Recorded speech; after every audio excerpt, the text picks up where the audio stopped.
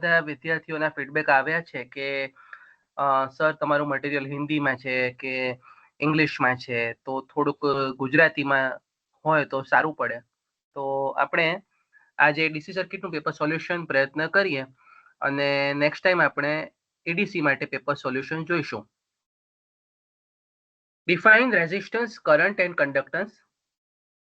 પ્રશ્ન 1 છે, ક્વેશ્ચન 1 જીટીયુમાં જે પૂછાય છે એમાં એ અને બી કમ્પલસરી છે અને સી ના ઓપ્શનમાં સી હોય છે. તો આ જે વ્યાખ્યા છે, આખા સિલેબસની દરેક વ્યાખ્યા તમારે વિથ ઇક્વેશન અને યુનિટ કરવાની રહે છે. અવરોધ, વિદ્યુત પ્રવાહ અને કન્ડક્ટન્સની એટલે કે વાહકતાની વ્યાખ્યા આપો. અવરોધ, રેઝિસ્ટન્સ, વાહકમાંથી પસાર થતા વિદ્યુત પ્રવાહના વિરોધ કરવાના મટીરિયલના ગુણધર્મને વાહકનો અવરોધ કહે છે.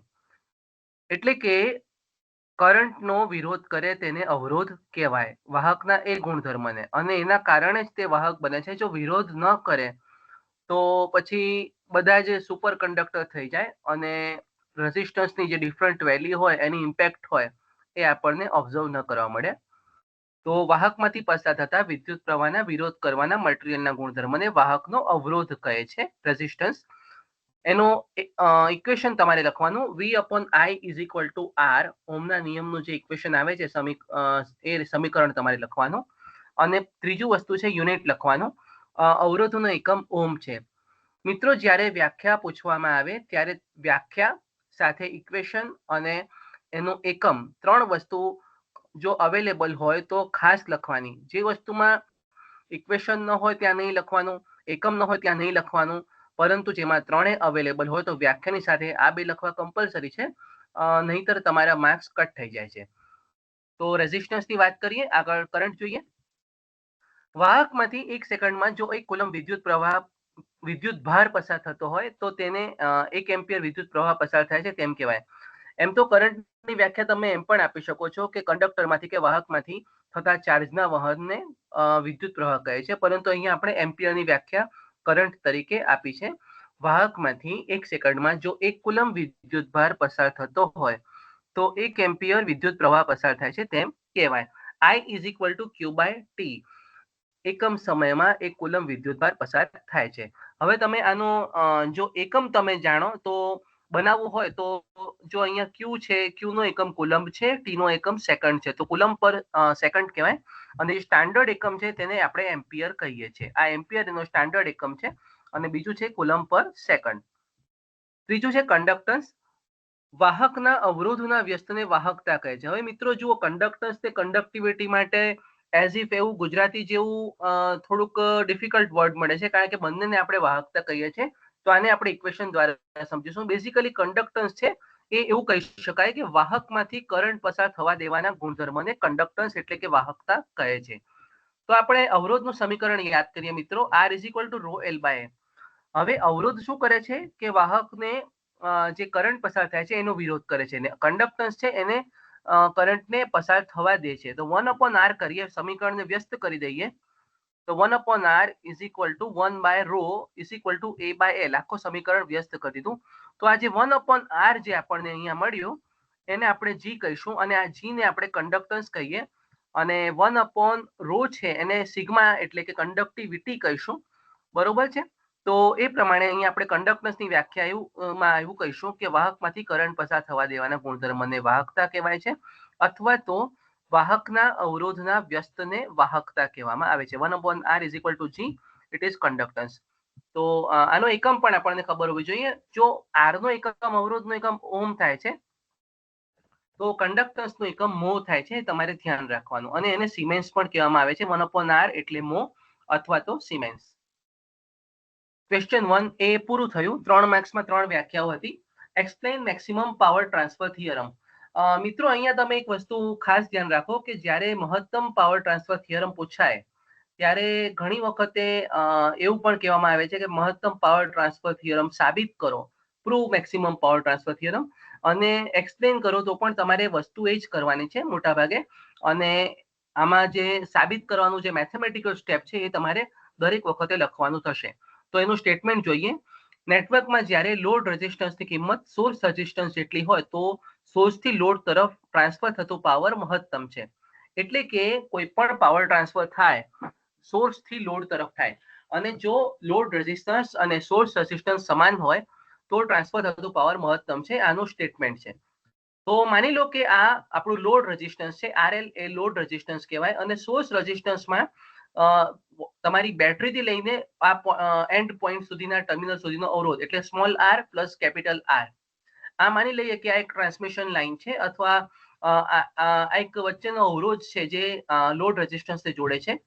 એક વાયર છે તો એ વાયરનો અવરોધ કેપિટલ R માની લઈએ અને સ્મોલ r માની લઈએ ઇન્ટરનલ અવરોધ જે વોલ્ટેજ સોર્સનો આંતરિક અવરોધ છે. તો આ બે પ્રકારના અવરોધ આપણને મળે કે ઇનપુટ અવરોધ small r plus capital R એટલે કે અહીંયાથી જ્યારે કરંટ પસાર થશે તો બે પ્રકારના અવરોધનો એડિશન થશે. Small r plus capital R આ ઇનપુટ અવરોધ Ri કહેવાશે અને આપણું આઉટપુટ અવરોધ છે કેપિટલ RL. તો હવે થિયરમ એવું કહે છે આ Ri બરોબર RL હોય એટલે ઇનપુટ અવરોધ બરાબર આઉટપુટ અવરોધ હોય તો ટ્રાન્સફર થતો પાવર છે એ મહત્તમ થાય. તો હવે આના માટે આપણને ખબર પડી જોઈએ કે ટ્રાન્સફર થતું પાવર છે PL = I²RL એનો ફોર્મ્યુલા થાય. I²R પાવર ટ્રાન્સફરનો ફોર્મ્યુલા છે અને આપણે લોડની સાપેક્ષમાં ટ્રાન્સફર થતો પાવર જોઈએ છે. તો હવે આ મહત્તમ થવા માટે આપણે એક મેથેમેટિકલ વસ્તુ ધ્યાનમાં લઈએ કે આપણને ખબર છે લોડ કરંટ કેટલું થાય. Load current I = V/R. V એટલે વોલ્ટેજ સપ્લાય અને R કયો આવશે? ત્રણેય R નો સરવાળો, આંતરિક અને બાહ્ય અવરોધ એટલે કે small r plus capital R plus RL એટલે કે Ri પ્લસ RL એટલે કે V/R લખાશે લોડ કરંટની કિંમત. અને લોડ દ્વારા વપરાતો પાવર PL = I²RL. તો I²RL માં જે I² છે એની કિંમત આપણે લોડ કરંટની કિંમત લઈએ તો આ મળે. હવે મિત્રો એક વસ્તુ સમજીએ કે આપણે એવું થિયરમમાં કીધું કે Ri બરોબર RL હોય, Ri બરોબર RL હોય તો ટ્રાન્સફર થતો પાવર મહત્તમ થાય. તો હવે આ ટ્રાન્સફર થતું પાવર જો મહત્તમ હોય તો આ જે થિયરમમાં અહીંયા તમે જોઈ શકો છો કે લખ્યું છે કે જો PL મહત્તમ હોય તો ઉપરોક્ત સમીકરણનું વિકલન શૂન્ય થાય. તો એનો મતલબ કે આપણે શું કરીશું, આ સમીકરણનું વિકલન કરીશું અને વિકલન શૂન્ય સાથે સરખાવીશું અને જવાબમાં આપણે જો Ri બરોબર RL આવે તો આપણું થિયરમ સાચું. તો આપણે આ સમીકરણનું પાવર ટ્રાન્સફરના સમીકરણનું વિકલન શૂન્ય સાથે સરખાવીશું અને એના પરથી Ri બરોબર RL આવશે તો આપણું થિયરમ સાચું પડે. જોઈએ મિત્રો પાવર ટ્રાન્સફરનું ઇક્વેશન અને આને સાદરૂપ આપીએ તો V² RL Ri plus RL². હવે મિત્રો અહીંયા તમે જુઓ કે આપણો RL છે એક લોડ રેઝિસ્ટન્સ છે અને વોલ્ટેજ એ આપણું કોન્સ્ટન્ટ વોલ્ટેજ છે. આપણે વેરિયેબલ વોલ્ટેજ આમાં કન્સિડર નથી કર્યું હાલ પૂરતું, બરોબર છે. તો ટુ મેક PL મેક્સિમમ આપણને ખબર છે કે જો આને મેક્સિમમ હોય તો આનું વિકલન શૂન્ય થાય. આ સમીકરણનું વિકલન આપણે કરીશું. તો મિત્રો PL = V² RL / Ri plus RL નો સ્ક્વેર હોય તો એનું વિકલન તમે યાદ રાખો. તમને વિકલનમાં કદાચ થોડી તકલીફ પડે કારણ કે મેથેમેટિક્સમાં હજી ઇન્ટ્રોડ્યુસ નથી થયું, પણ x/y હોય તો છેદનો સ્ક્વેર છેદ m નું m અંશનું વિકલન ઓછા અંશ m નું m છેદનું વિકલન. આ રીતે આપણે યાદ રાખીએ છીએ. તો જુઓ V² આપણું કોન્સ્ટન્ટ છે તો છેદનો સ્ક્વેર એટલે Ri પ્લસ RL નો અહીંયા સ્ક્વેર હતો તો અહીંયા 4 ઘાત થઈ ગઈ. પછી છે અંશ m નું m ઓકે છેદનો સ્ક્વેર છેદ m નું m અને અંશનું વિકલન. છેદ m નું m એટલે Ri પ્લસ RL નો સ્ક્વેર થઈ ગયો. અંશમાં RL છે, RL ની સાપેક્ષમાં વિકલન 1 થાય એટલે 1 થઈ ગયો. માઇનસ અંશ m નું m RL લીધું અને x² નું 2x વિકલન થાય એટલે કે Ri પ્લસ RL નો સ્ક્વેર હોય તો 2 ઘાત આગળ આવી જાય એટલે 2Ri પ્લસ 2RL થઈ જશે. તો આ આપણને વિકલન મળ્યું. હવે આપણે આને શૂન્ય સાથે સરખાવીશું. તો આ શૂન્ય સાથે જો સરખાવીએ આપણે મિત્રો તો આ જુઓ તમે V² પણ જતું રહેશે. જુઓ તમે આ નીચેનો જે પદ છે સામે 0 સાથે ગુણાઈ જશે, ભાગાકારમાં છે તો ગુણાકારમાં આવશે તો એ શૂન્ય બનશે અને V² આપણને આ પદ મળ્યું. આ પદમાં વોલ્ટેજ શૂન્ય હોવાના નથી એટલે બાકીનું પદ શૂન્ય રહેવાનું છે. તો આ જે હવે બાકીનું પદ છે એને આપણે સાદુરૂપ આપીએ. આ માઇનસ છે જે અહીંયા દેખાઈ રહ્યું છે એ સામે જશે તો એ પ્લસ થઈ જશે. તો અને એને હવે આપણે a+b² નું આને એક્સપાન્શન આપીએ. a² + 2ab + b² = 2RiRL + plus 2RL square. તો હવે આમાં આપણે જોઈએ કે આ જે બે પદો છે 2RIRL બંને તરફ આવે છે, જેને આપણે કેન્સલ કરીશું. અને અહીંયા પ્લસ RL નો જે સ્ક્વેર છે એ RL ના સ્ક્વેરને આપણે માઇનસ સામે લઈ જશું. પ્લસ RL નો સ્ક્વેર છે તો સામે જશે તો માઇનસ RL નો સ્ક્વેર જશે. તો 2RL square minus RL square એટલે RL સ્ક્વેર થઈ જશે. અને બંને તરફ વર્ગમૂળ લેતા RA RL થાય. તો મિત્રો આપણે સાબિત કર્યું કે જો સોર્સ રેઝિસ્ટન્સ અને લોડ રેઝિસ્ટન્સ સમાન હોય તો પાવર ટ્રાન્સફર જે થાય છે સોર્સ થી લોડ તરફ એ મહત્તમ હોય. મિત્રો 4 માર્કમાં છે, રિપીટેડલી આ પ્રશ્ન પૂછાય છે, એટલે આની આ રીતે તૈયારી કરવી. આગળ વધીએ. 6 લેમ્પ છે. એક હવે લાઇટ બિલનો દાખલો છે. એકચ્યુઅલી ડાયરેક્ટ એઝ ઇફ આપણે લાઇટ બિલનો દાખલો ક્યારેક ના પણ ગણ્યો હોય, પણ આપણને પાવરનું ઇક્વેશન ખબર છે એટલે આપણે એ પ્રમાણે આને જઈશું. 6 લેમ્પ છે 40 વોટના, જે 4 કલાક રોજ બળે છે. 2 ટ્યુબલાઇટ છે 125 વોટની, 3 કલાક રોજ બળે છે. અને 1000 વોટનું હીટર છે 2 કલાક રોજ બળે છે. તો જો યુનિટનો દર 4 રૂપિયા પ્રતિ યુનિટનો મતલબ કિલોવોટ અવર હોય, જો 4 રૂપિયા હોય એક યુનિટનું કિંમત, તો ડિસેમ્બર મહિના માટે લાઇટનું બિલ ગણો. હવે મિત્રો અહીંયા સ્ટેપ વાઇઝ દાખલો ગણવાનો અને શક્ય હોય તો આમાં ટેબલ ફોર્મમાં લખવાનું, તો તમને સરળ પડે અને તપાસવાવાળાને માર્ક્સ આપવાની મજા આવે. તો આવું ટેબલ બનાવવાનું. તો નેમ ઓફ ફિટિંગ, કયા ફિટિંગ છે? આપણે 3 જ ફિટિંગ છે. એક લેમ્પ છે, બીજું ટ્યુબલાઇટ છે અને ત્રીજું છે આપણું હીટર. અને દરેકનું ઇન્ડિવિજ્યુઅલ વોટેજ રેટિંગ લખી દેવાનું. કેટલા છે એ લખી દેવાના. 6 છે, 2 છે, 3 છે, 1 છે અને કેટલા કલાક વપરાય છે. અને આનો ગુણાકાર રેટિંગ, નંબર્સ અને યુસેજનો ગુણાકાર અહીંયા કરીશું, તો આ એક દિવસનું તમને કન્ઝમ્પશન આ ટેબલમાં મળશે. તો મિત્રો જોઈએ, 3 ફિટિંગના નામ લખ્યા આપણે. લેમ્પ છે, ટ્યુબલાઇટ છે, હીટર છે. ત્રણેયના રેટિંગ લખી દીધા, ત્રણેયના નંબર લખી દીધા. 6, 2, 1. 6 લેમ્પ છે, 2 ટ્યુબલાઇટ છે અને 1 હીટર છે. ત્રણેયના અવર લખી દીધા, કેટલા કલાક વપરાય છે. હવે આપણે જુઓ અહીંયા પહેલા જે ટોટલ કન્ઝમ્પશન છે તો 6 ગુણ્યા 4 ગુણ્યા 40. એ રીતે આપણે દરેકનું રો વાઇઝ ગુણાકાર કરી દઈશું, તો આપણને ટોટલ વસ્તુ મળી, ટોટલ કન્ઝમ્પશન. તો આ જે ટોટલ કન્ઝમ્પશન મળ્યું એક દિવસનું કન્ઝમ્પશન છે મિત્રો. હા, કારણ કે એક દિવસના કલાક આપણે અહીંયા લખ્યા અને કેટલા છે એ લખ્યા અને રેટિંગ લખ્યું, તો એક દિવસનું કન્ઝમ્પશન છે. હવે આપણે વોટ અવર છે, કારણ કે વોટ પાવર રેટિંગ છે અને અવર યુઝેજ છે, કેટલા કલાક વપરાય છે. તો વોટ અવરને કિલોવોટ અવરમાં કન્વર્ટ કરીએ તો જ આપણને યુનિટ મળે, કારણ કે 1 કિલોવોટ અવર એટલે 1 યુનિટ થાય. તો 3710 વોટ અવર એટલે 3.710 કિલોવોટ અવર એટલે કે 3.710 એટલે 3.710 યુનિટ વપરાય. હવે આ રોજની વાત છે ને. હવે મહિનો કયો છે તમને પૂછ્યો? ડિસેમ્બર છે. તો મિત્રો ડિસેમ્બરનો જે મહિનો છે એ ડિસેમ્બરનો મહિનો છે 31 દિવસ આવશે અને ગુણ્યા 4 અને ગુણ્યા 3.7 યુનિટ, એટલે કે આપણા 1 કિલો, આપણને ખબર છે કે 1 કિલોવોટ અવર એટલે 1 યુનિટ કહેવાય. 3.7 યુનિટ આપણે થયા. તો ડિસેમ્બરના 31 દિવસો સાથે ગુણાકાર કરીએ તો ટોટલ બિલ કેટલું થાય? ડિસેમ્બરના દિવસો. જો અન્ય કોઈ મહિનો હોય તો તમારે અહીંયા રીતે લખવાનો, યુનિટ વપરાય કેટલા અને પર યુનિટ કોસ્ટ કેટલી. તો 31 દિવસો, 3.710 યુનિટ રોજના અને 4 રૂપિયા યુનિટનો દર. તો આ છે તમને બિલિંગ કોસ્ટ મળશે 460 રૂપિયા. અને આ 460 રૂપિયા છે એ ટોટલ તમારી મહિનાનું બિલ છે. તો મિત્રો આ જે દાખલો છે ખૂબ સરસ દાખલો છે, 7 માર્ક્સમાં છે. તો આને વ્યવસ્થિત ગણવાનું, ગુણાકારમાં ભૂલ નહીં કરવાની, દિવસો પ્રોપર લખવાના, તો રોકડિયા માર્ક્સ છે. તો આ પ્રકારે દાખલો પૂછાય તો આપણે કરી શકીએ. આગળ વધીએ છીએ. હવે એના ઓપ્શનમાં એક ડેરિવેશન છે, તે R2 = R1 1 + α0 T2 - T1. Temperature coefficient of રેઝિસ્ટન્સનું એકનો એક ડેરિવેશન અહીંયા એક્ઝામમાં રિપીટેડલી પૂછાય છે. તો આપણે જૂનું ઇક્વેશન યાદ કરીએ. 2 ડેરિવેશન આવે છે, બંને કરી લેવાના, ઓલ્ટરનેટ પૂછાતો હોય છે. 7 માર્ક્સમાં બહુ સારો ક્વેશ્ચન કહેવાય. R1 = R0 1 + α0 T1. આ જે આપણું ઓરિજિનલ ઇક્વેશન હતું. હવે આ જ ઇક્વેશન R2 માટે લખીએ તો R2 = 1 + α0 T2 થયા. તો હવે તમે મિત્રો આપણે ઇક્વેશન લાવવાનું છે જેમાં તમે જોઈ શકો છો અહીંયા R0 નથી. તો આપણે આ બંને સમીકરણનું ડિવિઝન લઈએ, 2/1 કરીએ, કારણ કે R2 ને આપણે કરતા બનાવવું છે. R2/R1 = R0 1 + α0 T2 divided by R0 1 + α0 T1. R0 cancel થઈ ગયા અને એમ પણ આપણને આઉટપુટમાં R0 જોઈતા નથી.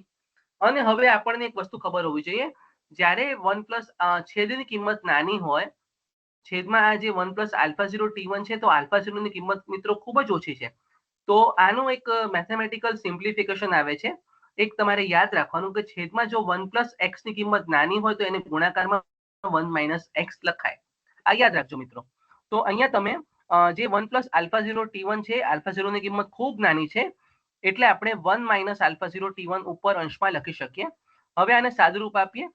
તો આ સાદુરૂપ આપીએ તો તમે જુઓ, આને સાદુરૂપ આપીએ 1 plus alpha 0 T2 minus alpha 0 T1 minus alpha 0 square T2 minus T1. હવે આલ્ફા 0 આપણે તો ઓલરેડી કીધું છે, ઘણું જ નાનું છે. તો આલ્ફા 0 નો સ્ક્વેરની કિંમત તો ખૂબ જ ઓછી થઈ. તો આ કિંમત તમે અવગણી શકો. તો બાકી બચ્યું એને આપણે સિમ્પ્લિફિકેશન કરીએ. તો R2 by R1 is equal to 1 plus alpha 0 બ્રેકેટમાં T2 માઇનસ T1, અને R2 ને કરતા બનાવીએ તો ભાગાકારમાં છે R1, તો સામે જશે તો ગુણાકારમાં જશે. તો R2 is equal two R1 1 plus alpha 0 T2 minus T1. મિત્રો 7 માર્ક્સ માટે બહુ સારી વસ્તુ છે. આ જો યાદ હોય ઇક્વેશન તો બે ઓપ્શન જ્યારે તમને લેન્ધી ઓપ્શન અને શોર્ટ ઓપ્શન તમને લાગે, તો જ્યારે શોર્ટ ઓપ્શનની તૈયારી સારી હોય તો આવું ડેરિવેશન કરી શકાય. અને જો તમને લાઇટ બિલ ગણતા આવડતું હોય અને સારી રીતે આવડતું હોય, ભલે સમય વધારે જાય પણ તમે એ પણ ગણી શકો છો. આગળ વધીએ.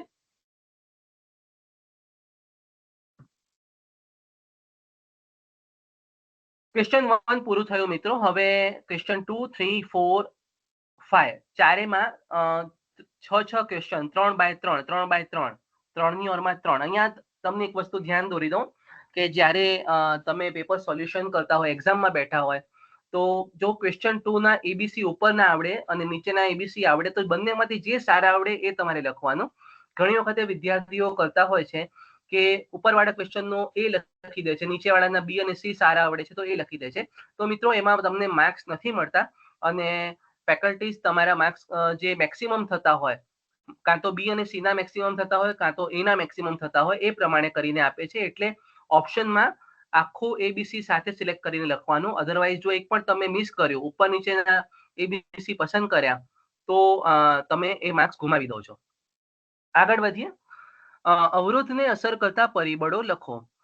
જો મિત્રો વાહકના અવરોધને અસર કરતા પરિબળોની વાત છે, એટલે આપણે વાહકનો અવરોધ નીચેની બાબતો પર આધાર રાખે છે: વાહકની લંબાઈ, વાહકનું મટીરિયલ, વાહકના આડછેદનું ક્ષેત્રફળ અને વાહકનું તાપમાન. તો આના પરથી તમને યાદ હોય તો આપણે એક ઇક્વેશન આવે છે, R is equal to rho L by A. આખું જે 3 માર્ક્સનું શોર્ટ નોટ છે આના પર જ આધારિત છે. તો 1 બાય 1 લઈએ. વાહકની લંબાઈની અસર. R is proportional to L, એટલે વાહકનો અવરોધ વાહકની લંબાઈના સમપ્રમાણમાં છે. અને સાદી ભાષામાં કહીએ, જેમ વાહકની લંબાઈ વધારે તેમ વાહકનો અવરોધ વધારે. બીજું છે વાહકના ક્રોસ સેક્શનલ એરિયા, આડછેદનું ક્ષેત્રફળ. તો R is proportional to 1 by A, એટલે કે આડછેદના ક્ષેત્રફળના વ્યસ્ત પ્રમાણમાં છે. R is proportional to 1 by A. જેમ આડછેદનું ક્ષેત્રફળ વધારે તેમ અવરોધ ઓછો. અહીંયા તમે જુઓ છો કે જે આ કિંમત મોટી, એરિયા મોટો, તેમ અવરોધ ઓછો. અને તાપમાન અને મટીરિયલ બંનેને એક સાથે આવરી લઈએ, કારણ કે કોન્સ્ટન્ટમાં ઇન્ક્લુડ થાય છે. તમને ખબર છે કે આપણે એક ગ્રાફ પ્લોટ કર્યો તો અવરોધ વર્સિસ ટેમ્પરેચરનો, વાહક, અવાહક અને મિશ્ર ધાતુ માટે અને સેમિકન્ડક્ટર માટે. તો એમાં વાહકનો અવરોધનો ગ્રાફ આ પ્રમાણે હતું: જેમ તાપમાન વધે તેમ અવરોધ વધે. તો જેમ તાપમાન વધે તેમ વાહકનો અવરોધ વધે. અને એટલે કે વાહકનો ટેમ્પરેચર કોએફિશિયન્ટ છે પોઝિટિવ છે. વાહકના મટીરિયલ પર પણ આધાર છે. અલગ અલગ મટીરિયલનો અલગ અલગ અવરોધ હોય છે. તમને ખબર છે ચાંદી છે, સબસ્ટેશનમાં ઘણી બધી જગ્યાએ વપરાય છે, અને એનું કન્ડક્ટિવિટી ખૂબ સારી છે. તો અવરોધ છે મટીરિયલના આધારે વેરી થાય છે. પણ આપણા ઘરમાં આપણે ચાંદીના વાયર નથી વાપરતા, કારણ કે કોસ્ટ ઇફેક્ટ આવે. આપણે કોપર જઈએ, અને સસ્તું કરવું હોય તો એલ્યુમિનિયમ પર જઈએ, પણ મોટા ભાગે આપણે કોપર સુધી સીમિત છીએ. ઇન્ડસ્ટ્રીમાં એલ્યુમિનિયમ વાપરે છે. દરેક મટીરિયલને પોતાની અવરોધકતા હોય છે, જેને રો કહેવામાં આવે છે. R is proportional to L by A. હવે અહીંયા અચળ છે, અચળાંક દૂર કરીને કોન્સ્ટન્ટ લઈએ તો R is equal to અચળાંકમાં અહીંયા રો આવે. આ રો છે એકચ્યુઅલી આ અંગ્રેજીનો ઊંધો ઠ લખવાનો. અહીંયા જે આ છે ગ્રાફિકલ રિપ્રેઝન્ટેશન છે, અહીંયા આ રીતે બતાવે છે, ઇટ ઇઝ રો. તો R is equal to rho L by A, જ્યાં રો નો એકમ ઓહમ ઇન્ટુ મીટર છે. તો રો એ અવરોધકતા કહેવામાં આવે છે, જેને વિશિષ્ટ પ્રતિરોધ કહેવામાં આવે છે. તો મિત્રો 3 માર્કમાં તમારે વાહકની લંબાઈ, વાહકના આડછેદનું ક્ષેત્રફળ, તાપમાન અને મટીરીયલ 4 વસ્તુ સમજાવવાની અને આ ઇક્વેશન લખવાનું થાય છે. Question 2b, derive equation from delta to star transformation. હવે મિત્રો આ 4 માર્કમાં અહીંયા પૂછ્યું છે. બની શકે કે એકચ્યુઅલી અહીંયા તમે પાછળ જોશો તો 7 માર્કમાં નાનો ક્વેશ્ચન પૂછ્યો છે, પણ મોટાભાગે આ 7 માર્કનો પ્રશ્ન છે. ડેલ્ટા ટુ સ્ટાર એટલે કે ડેલ્ટા આપેલું છે. ડેલ્ટામાં કયા કયા હોય? R12, R23, R31 અને સ્ટારમાં R1, R2, R3. એટલે કે R1 અને R2 અને R3 ના સમીકરણો તારવવાના છે, જે આપણો ફર્સ્ટ ડેરિવેશન છે એ.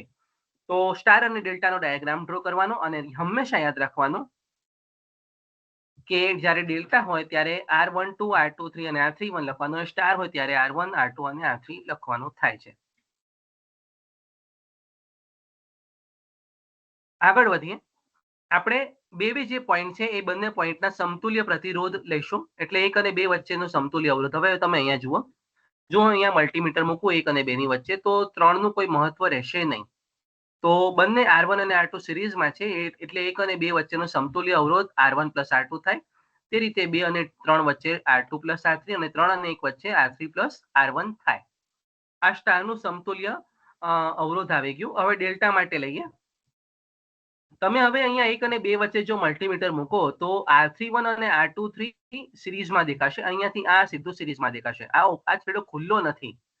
તો સમતુલ્ય અવરોધ હોય તો બંનેનો પેરેલલ ગુણાકાર છેદમાં સરવાળો, એટલે કે આ 1 અને 2 વચ્ચે સમતુલ્ય અવરોધ R12 ગુણાકારમાં R23 પ્લસ R31 છેદમાં 3 નો સરવાળો R12, R23, R31. એટલે કે ગુણાકાર છેદમાં સરવાળો યાદ રાખવાનો. એ રીતે 2 અને 3 વચ્ચે જુઓ તો આ બંને સિરીઝમાં થઈ જશે. R12 અને R31 સિરીઝમાં થઈ જશે. તો R23 into R12 plus R31 છેદમાં 3 નો સરવાળો. છેદ તો મિત્રો યાદ જ રહે, R12 plus R23 plus R31. મિત્રો અહીંયા એક ધ્યાન તમને દોરી દઉં કે ઘણા બધા મિત્રો અહીંયા પ્લસની જગ્યાએ ગુણાકાર જેવી સાઇન કરે છે. એક્ઝામમાં અમે વર્ષોથી જ્યારે ચેક કરીએ છીએ તમને ઓબ્ઝર્વ આ વસ્તુ થાય છે, અને ક્યાંક ને ક્યાંક આ 1, 2, 2, 3 લખવામાં પ્રોબ્લેમ થાય છે, બ્રેકેટ કરવામાં પ્રોબ્લેમ થાય છે. એટલે આ ખૂબ ઇમ્પોર્ટન્ટ બાબતો છે. તો નાની નાની ભૂલો કરવી નહીં, જેથી તમારા માર્ક્સ જળવાઈ રહે. અને 3 અને 1 વચ્ચે R31, R12 પ્લસ R23 છેદમાં 3 નો સરવાળો. હવે તમે જુઓ, સ્ટાર માટે 1 અને 2 વચ્ચેનો સમતુલ્ય અવરોધ મળી ગયો, ડેલ્ટા માટે 1 અને 2 વચ્ચેનો મળી ગયો, એટલે આપણે બધાને સરખાવીશું. તો 1 અને 2 વચ્ચેનો સમતુલ્ય અવરોધ એવું કહેવાય R1 plus R2 is equal two this. બંનેનો આ છે એ સ્ટારનો છે અને આ છે ડેલ્ટાનો છે. એ રીતે 2 અને 3 વચ્ચે અને 3 અને 1 વચ્ચે. હવે આપણે સાદુરૂપ આપવાની એક સિમ્પલ મેથડ જોઈએ.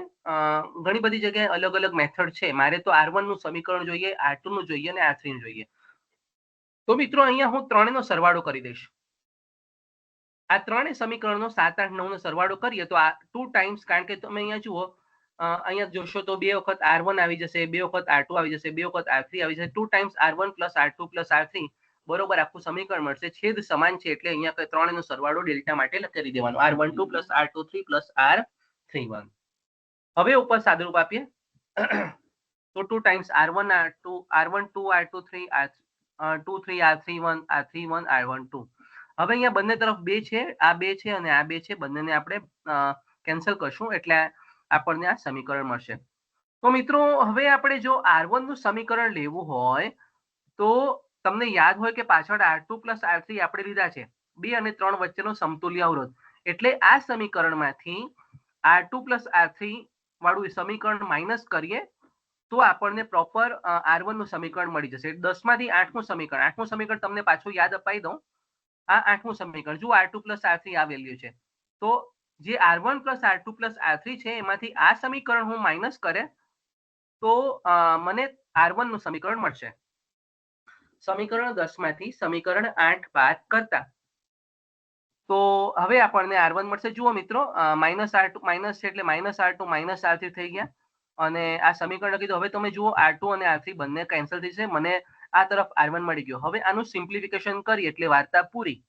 તો આપણે સિમ્પ્લિફિકેશન કરીએ તો અહીંયા R12 થઈ જશે અને R23 R31 થઈ જશે, બંને માઇનસ, અને જે સરખા છે એને ઉડાઈ દઈએ પ્લસ માઇનસ વાળા.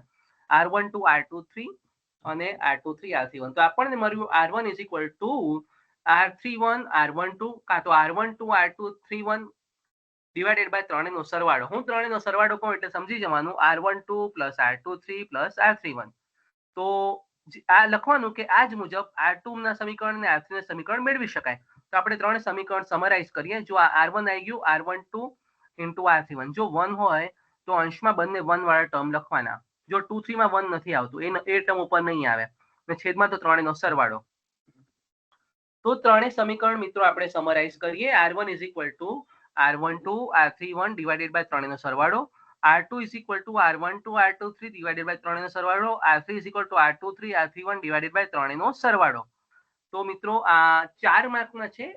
એકચ્યુઅલી 7 માર્કમાં હોવું જોઈએ પરંતુ પાછળ 7 માર્કમાં ખૂબ નાનો આન્સર પૂછ્યો છે તો બેલેન્સ થઈ જશે. આગળ વધીએ. કમ્પેર સિરીઝ અને પેરેલલ કનેક્શન ઓફ અવરોધ. રેઝિસ્ટન્સના સિરીઝ અને પેરેલલ સરખાવો. તો મિત્રો 7 માર્કમાં બહુ સારો પ્રશ્ન કહેવાય. આ સિરીઝ કનેક્શન છે, શ્રેણી જોડાણ જેને કહીએ, અને આ પેરેલલ છે. તફાવતની રીતે લખવાનું. મિત્રો મેં ઘણી વખત જોયું છે કે તમે લોકો જ્યારે તફાવત લખો છો ત્યારે શોર્ટ નોટની રીતે લખો છો. તફાવત હંમેશા બે ભાગ પાડીને સામસામે વિરુદ્ધ જે પોઈન્ટ હોય, તે સમાન પોઈન્ટ હોય, એ તમારે સરખામણી લખવાની હોય છે. તો આ રીતે જ લખવાનું. સિરીઝ કનેક્શનમાં દરેક અવરોધમાંથી સમાન કરંટ પસાર થાય છે. પેરેલલમાં દરેક અવરોધમાં સમાન વોલ્ટેજ મળે છે. સિરીઝમાં વોલ્ટેજનો એલ્જેબ્રિક સરવાળો થાય V is equal to V1 plus V2 plus V3. પેરેલલમાં કરંટનો સરવાળો થાય I is equal to I1 plus I2 plus I3. સિરીઝમાં સમતુલ્ય અવરોધનું સમીકરણ આપણને ખબર છે, બધા અવરોધનો સરવાળો. પેરેલલમાં બધા અવરોધના વ્યસ્તનો સરવાળો થાય છે. સિરીઝમાં પાવરનો સરવાળો થાય છે અને પેરેલલમાં પણ પાવરનો સરવાળો થાય છે. સરખાવો કીધું. કમ્પેરિઝન અને ડિફરન્સમાં ફરક છે મિત્રો. સરખાવમાં બંને વસ્તુ સરખી હોઈ શકે અને જ્યારે તમને તફાવત કીધું હોય, ડિફરન્શિએટ કીધું હોય, ત્યારે જે ડિફરન્સ આવતું હોય એ જ લખવાની વાત થાય. આગળ વધીએ. બંનેનો ડાયાગ્રામ આપણે દોરી દેવાનો. જો સિરીઝ કનેક્શનમાં એક એલિમેન્ટ ડેમેજ થાય તો સર્કિટ બંધ થઈ જાય છે અને પેરેલલમાં એક એલિમેન્ટ ડેમેજ થાય તો અન્યને એલિમેન્ટને અસર થતી નથી. તો મિત્રો 7 માર્કમાં રોકડિયા માર્ક્સ કહેવાય. એકચ્યુઅલી આ પ્રયત્ન કરવા જેવો, એટલે 7 માર્કમાં સારું કહેવાય. સ્ટાર ડેલ્ટામાં ભલે તમારો સમય જાય અહીંયા, પણ અહીંયા તમને એ સમય ચૂકવી દેવાશે, એટલે તમે પ્રયત્ન કરી શકો છો. હવે ક્વેશ્ચન 2 નો એબીસી જોયું. હવે પાછળના એબીસી જોઈએ. Explain ohm's law and limitation. Golden question 3 marks માટે. ઓહ્મનો નિયમ. અચળ તાપમાને વાહકના બે છેડા વચ્ચેનો વિદ્યુત સ્થિતિમાનનો તફાવત અને તેમાંથી પસાર થતા વિદ્યુત પ્રવાહનો ગુણોત્તર અચળ રહે છે, જેને વાહકનો અવરોધ કહે છે. મિત્રો આ વ્યાખ્યા શબ્દ સહિત એઝ ઇટ ઇઝ લખવાની. અને ઓહ્મનો નિયમ લખો ત્યારે ઇક્વેશન લખવાનું. V upon I અચળ છે અને જેને અવરોધ કહેવામાં આવે છે V upon I is equal to R. અને અવરોધનો એકમ ઓહ્મ છે. આટલું લખો તો 1 માર્ક મળે. તો હવે એનું આપણે સમજૂતી બતાવી દઈએ, કારણ કે અહીંયા એક્સપ્લેન કીધું છે, સ્ટેટ નથી કીધું. સમજાવો. તો તમારે સમજાવવાનું. અને બેટરી છે, અવરોધ છે, આ જોડ્યું બરોબર છે. માની લો કે કરંટ ફ્લો થાય છે. આ લોડ છે, માની લો કે આ રેઝિસ્ટિવ લોડ છે, અવરોધ છે 10 ઓહ્મની એની વેલ્યુ છે.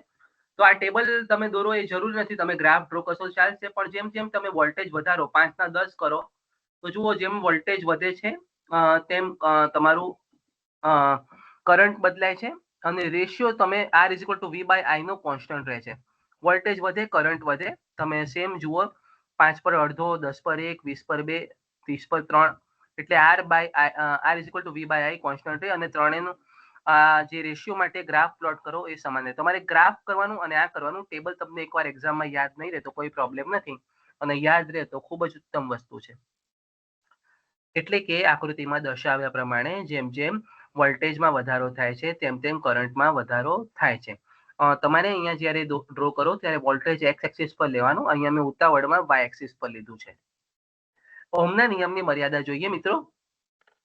તાપમાન અચળ રહેવું જરૂરી છે. તાપમાન બદલાતો હું એક રીડિંગ અહીંયા લઉં ને એક રીડિંગ એન્ટાર્કટિકામાં જઈને લઉં તો ના ચાલે. માત્ર વાહકને જ લાગુ પડે છે, અર્ધવાહકને લાગુ પડતું નથી. સિલિકોન અને જર્મેનિયમને ઓહ્મનો નિયમ લાગુ પડતો નથી. 3 માર્ક માટે ખૂબ જ સરસ ક્વેશ્ચન. 3 અવરોધ છે એ ડેલ્ટામાં જોડ્યા છે. સ્ટારમાં જોડવા માટેનો સમતુલ્ય અવરોધ શોધો. તો મિત્રો જો ડેલ્ટા છે તો તમને ખબર છે R12 R23 અને R31 લખવાના, અને R1 R2 R3 ના સમીકરણ આપણને ખબર છે R1 હોય તો 1 વાળાનો ગુણાકાર, R12 R31 છેદમાં 3 નો સરવાળો, સાદું રૂપ આપીએ આ રીતે શોધી લેવાનું, બરોબર છે. સમીકરણ છે, સિમ્પ્લિફિકેશન છે, આમાં મારે વધારે એક્સપ્લેનેશન આપવાની જરૂર નથી. હવે માની લો કે તમને આ જ વસ્તુ અહીંયા કીધું હોય કે કનેક્ટેડ ઇન સ્ટાર, તો તમારું દાખલો બદલાઈ જશે, એટલે મેં એક્સ્ટ્રા દાખલો લખ્યો છે R1 R2 અને R3, અને સમીકરણ કયા વાપરવાના, R12 = R1 + R2 + R1 R2 / R3. આ સમીકરણને તમે સાદુરૂપ આપો અને you will have a answer. તો આ પ્રકારે તમારે શોધવાનું રહે છે. મિત્રો કયામાંથી કયું કન્વર્ટ કરવાનું છે ને એ મહત્વનું છે. તમે સ્ટારમાંથી ડેલ્ટા જાઓ છો કે ડેલ્ટામાંથી સ્ટાર જાઓ છો, એ અનુરૂપ તમારે ઇક્વેશન મૂકવાના, અને શરૂઆત તમારે જોવાની કે ભાઈ કનેક્ટેડ ઇન સ્ટાર લખ્યું છે, કનેક્ટેડ ઇન ડેલ્ટા લખ્યું છે, એ પ્રમાણે જો સ્ટાર હોય તો R1 R2 અને R3 લખવાના, અને ડેલ્ટા હોય તો R12 R23 અને R31 લખવાના. પછી ઇક્વેશન તમને યાદ આવી જશે, અને 4 માર્ક માટે બહુ સરસ દાખલાઓ છે. ક્વેશ્ચન 2 માં સી છે કિર્ચોફનો વોલ્ટેજ અને કરંટનો નિયમ 7 માર્કમાં. બંને નિયમો ખાલી સમજાવવાના છે, તમારે દાખલો નથી સમજાવવાનો. જૂનું સિલેબસ હતું ત્યારે દાખલાઓ પૂછતા હતા, એક ઉદાહરણ સહિત સમજાવો, એટલે તમારે દાખલો બનાવવાનો અને એનો 7 માર્ક છે. એના કરતા બંને થિયરમ સમજાવો ઇટ ઇઝ ગુડ, એટલે સારી વસ્તુ છે. તો કિર્ચોફનો કરંટનો નિયમ, નેટવર્કના કોઈ પણ નોડ પર કરંટનો એલ્જેબ્રિક સરવાળો 0 થાય છે. તો એટલે કે નોડ પર આવતો current is equal two node પર જતો કરંટ, સિગ્મા લખ્યું છે અહીંયા, એટલે કે સરવાળો. નોડ પર આવતા કરંટનો સરવાળો કેટલો થાય, કે નોડ પરથી જતા કરંટના સરવાળા જેટલો થાય. નેટવર્કમાં કોઈ પણ નોડ પર કરંટનો એલ્જેબ્રિક સરવાળો 0 થાય છે. Sigma I is equal to 0. Kirchhoff's voltage law આપણે કરંટ લો આપણે જોઈએ છે. હવે આનું એક્સપ્લેનેશન માટે એક ડાયાગ્રામ ડ્રો કરવું પડશે મિત્રો. જુઓ, આ સિમ્પલ ડાયાગ્રામ છે KCL, કિર્ચોફ કરંટ લો નો. તમે આ ડાયાગ્રામ યાદ રાખવાની જરૂર નથી. જો નોડ તરફ આવતા કરંટ અમુક અઝ્યુમ કરી લેવાના, અમુક નોડ તરફથી જતા. આ જો I1 બહાર જાય છે, I2 અંદર આવે છે, I3 અંદર આવે છે, I4 અંદર આવે છે, I5 બહાર જાય છે. તો તમે નોડ તરફ આવતો જે કરંટ છે એને પ્લસ લો, નોડથી દૂર જતો કરંટ માઇનસ લઈએ. તો કિર્ચોફનું કરંટ સમીકરણ લખતા -I1 કારણ કે I1 બહાર જાય છે, +I2 +I3 +I4 આ ત્રણે કરંટ O તરફ આવે છે, અને I5 છે બહાર આવે છે. એટલે આવતા કરંટ બરોબર જતા કરંટ એવું સમીકરણ આવે, એટલે નોડ પર આવતો કરંટનો સરવાળો બરોબર નોડ પરથી જતા કરંટનો સરવાળો. તો આ 3.5 માર્ક 7 માર્કમાંથી કિર્ચોફ કરંટ લો. તો કિર્ચોફ વોલ્ટેજ લો જોઈએ મિત્રો. નેટવર્કમાં કોઈ પણ ક્લોઝ લૂપમાં વોલ્ટેજનો એલ્જેબ્રિક સરવાળો 0 થાય છે. એટલે કે વોલ્ટેજ ડ્રોપનો સરવાળો બરોબર વોલ્ટેજ રાઇઝનો સરવાળો. જેટલી બેટરી હોય એટલી બેટરી તમારે વોલ્ટેજ આપે એટલો વોલ્ટેજ ડ્રોપ તમારી સિસ્ટમમાં થાય. તો sigma V is equal to 0 થાય. તો આ તમે એક સિમ્પલ ડાયાગ્રામ ડ્રો કરી શકો. તમે બીજો કોઈ ડાયાગ્રામ પણ લઈ શકો.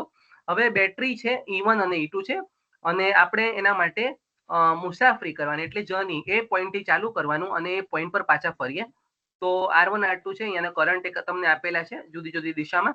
તો આનું સમીકરણ લખીએ આપણે ABCD લૂપમાં. આ લૂપ કહેવાય મિત્રો, ABCD લૂપ છે, અને એમાં વોલ્ટેજનું સમીકરણ આપણે લખીએ.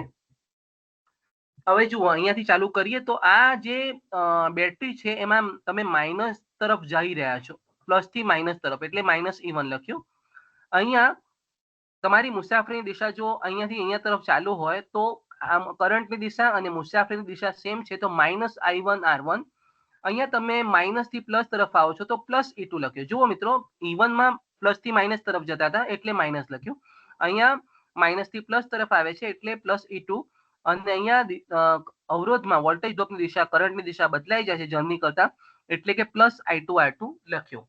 એટલે કે તમારા ધારેલા કરંટની દિશા અને મુસાફરીની દિશા સમાન હોય તો અવરોધમાં વોલ્ટેજ ડ્રોપ માઇનસ લખવાનું, અને ધારેલા કરંટની દિશા અને તમારા મુસાફરીની દિશા વિરુદ્ધ હોય તો પ્લસ વોલ્ટેજ ડ્રોપ બતાવવાનું.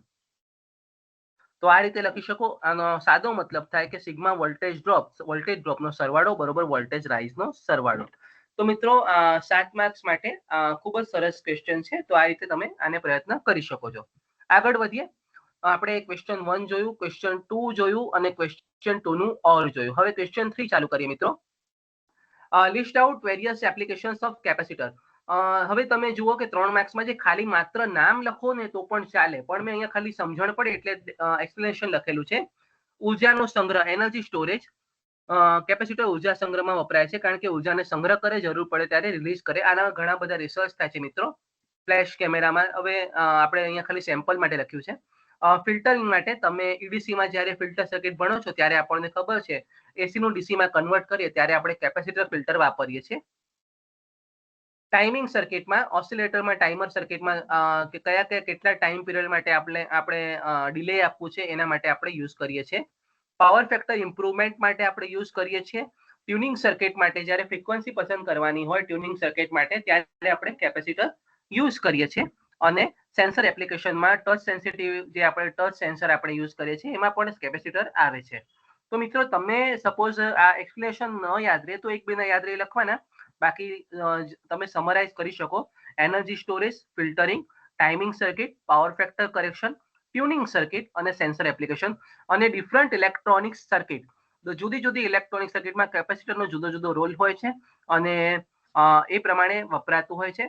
મોટા ભાગે તમારું વોલ્ટેજ મેન્ટેન કરવા માટે સર્કિટમાં વપરાય છે, પાવર ફેક્ટર ઇમ્પ્રુવમેન્ટ માટે વપરાય છે, એટલે તમે આ ઉપયોગ લખી શકો છો.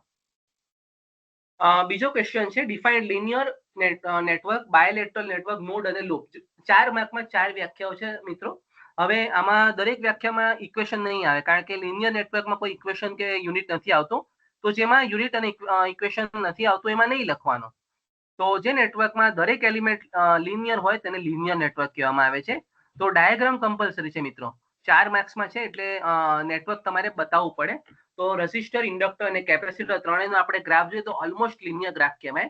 તો એમાં જેમાં આર, એલ અને સી આવ્યા હોય, બેટરી તો ખરી મિત્રો, પરંતુ એ સિવાયના એલિમેન્ટની વસ્તુ છે કે જેમાં માત્ર લિનિયર એલિમેન્ટ હોય એને લિનિયર નેટવર્ક કહેવાય. તમે ગ્રાફ જુઓ તો લિનિયર છે, વોલ્ટેજ અને કરંટનો ગ્રાફ લિનિયર જોવા મળે છે.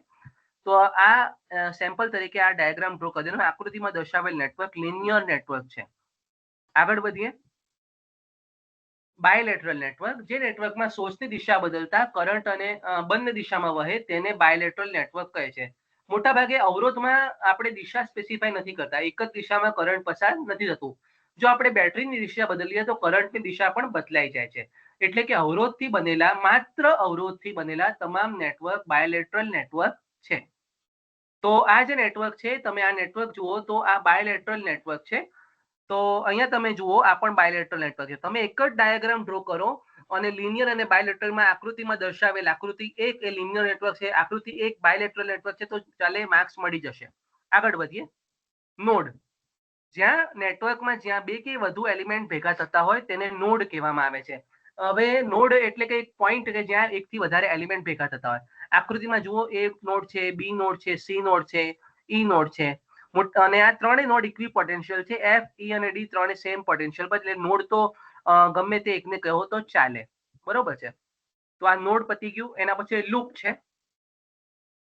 નેટવર્કમાં કોઈ પણ ક્લોઝ પાથને લૂપ કહેવામાં આવે છે. કોઈ પણ ક્લોઝ પાથ જે આપણે કિર્ચોફના વોલ્ટેજનો નિયમ કેવીએલ આપણે લખી શકીએ એ આપણે ક્લોઝ પાથ માટે લખીએ છીએ.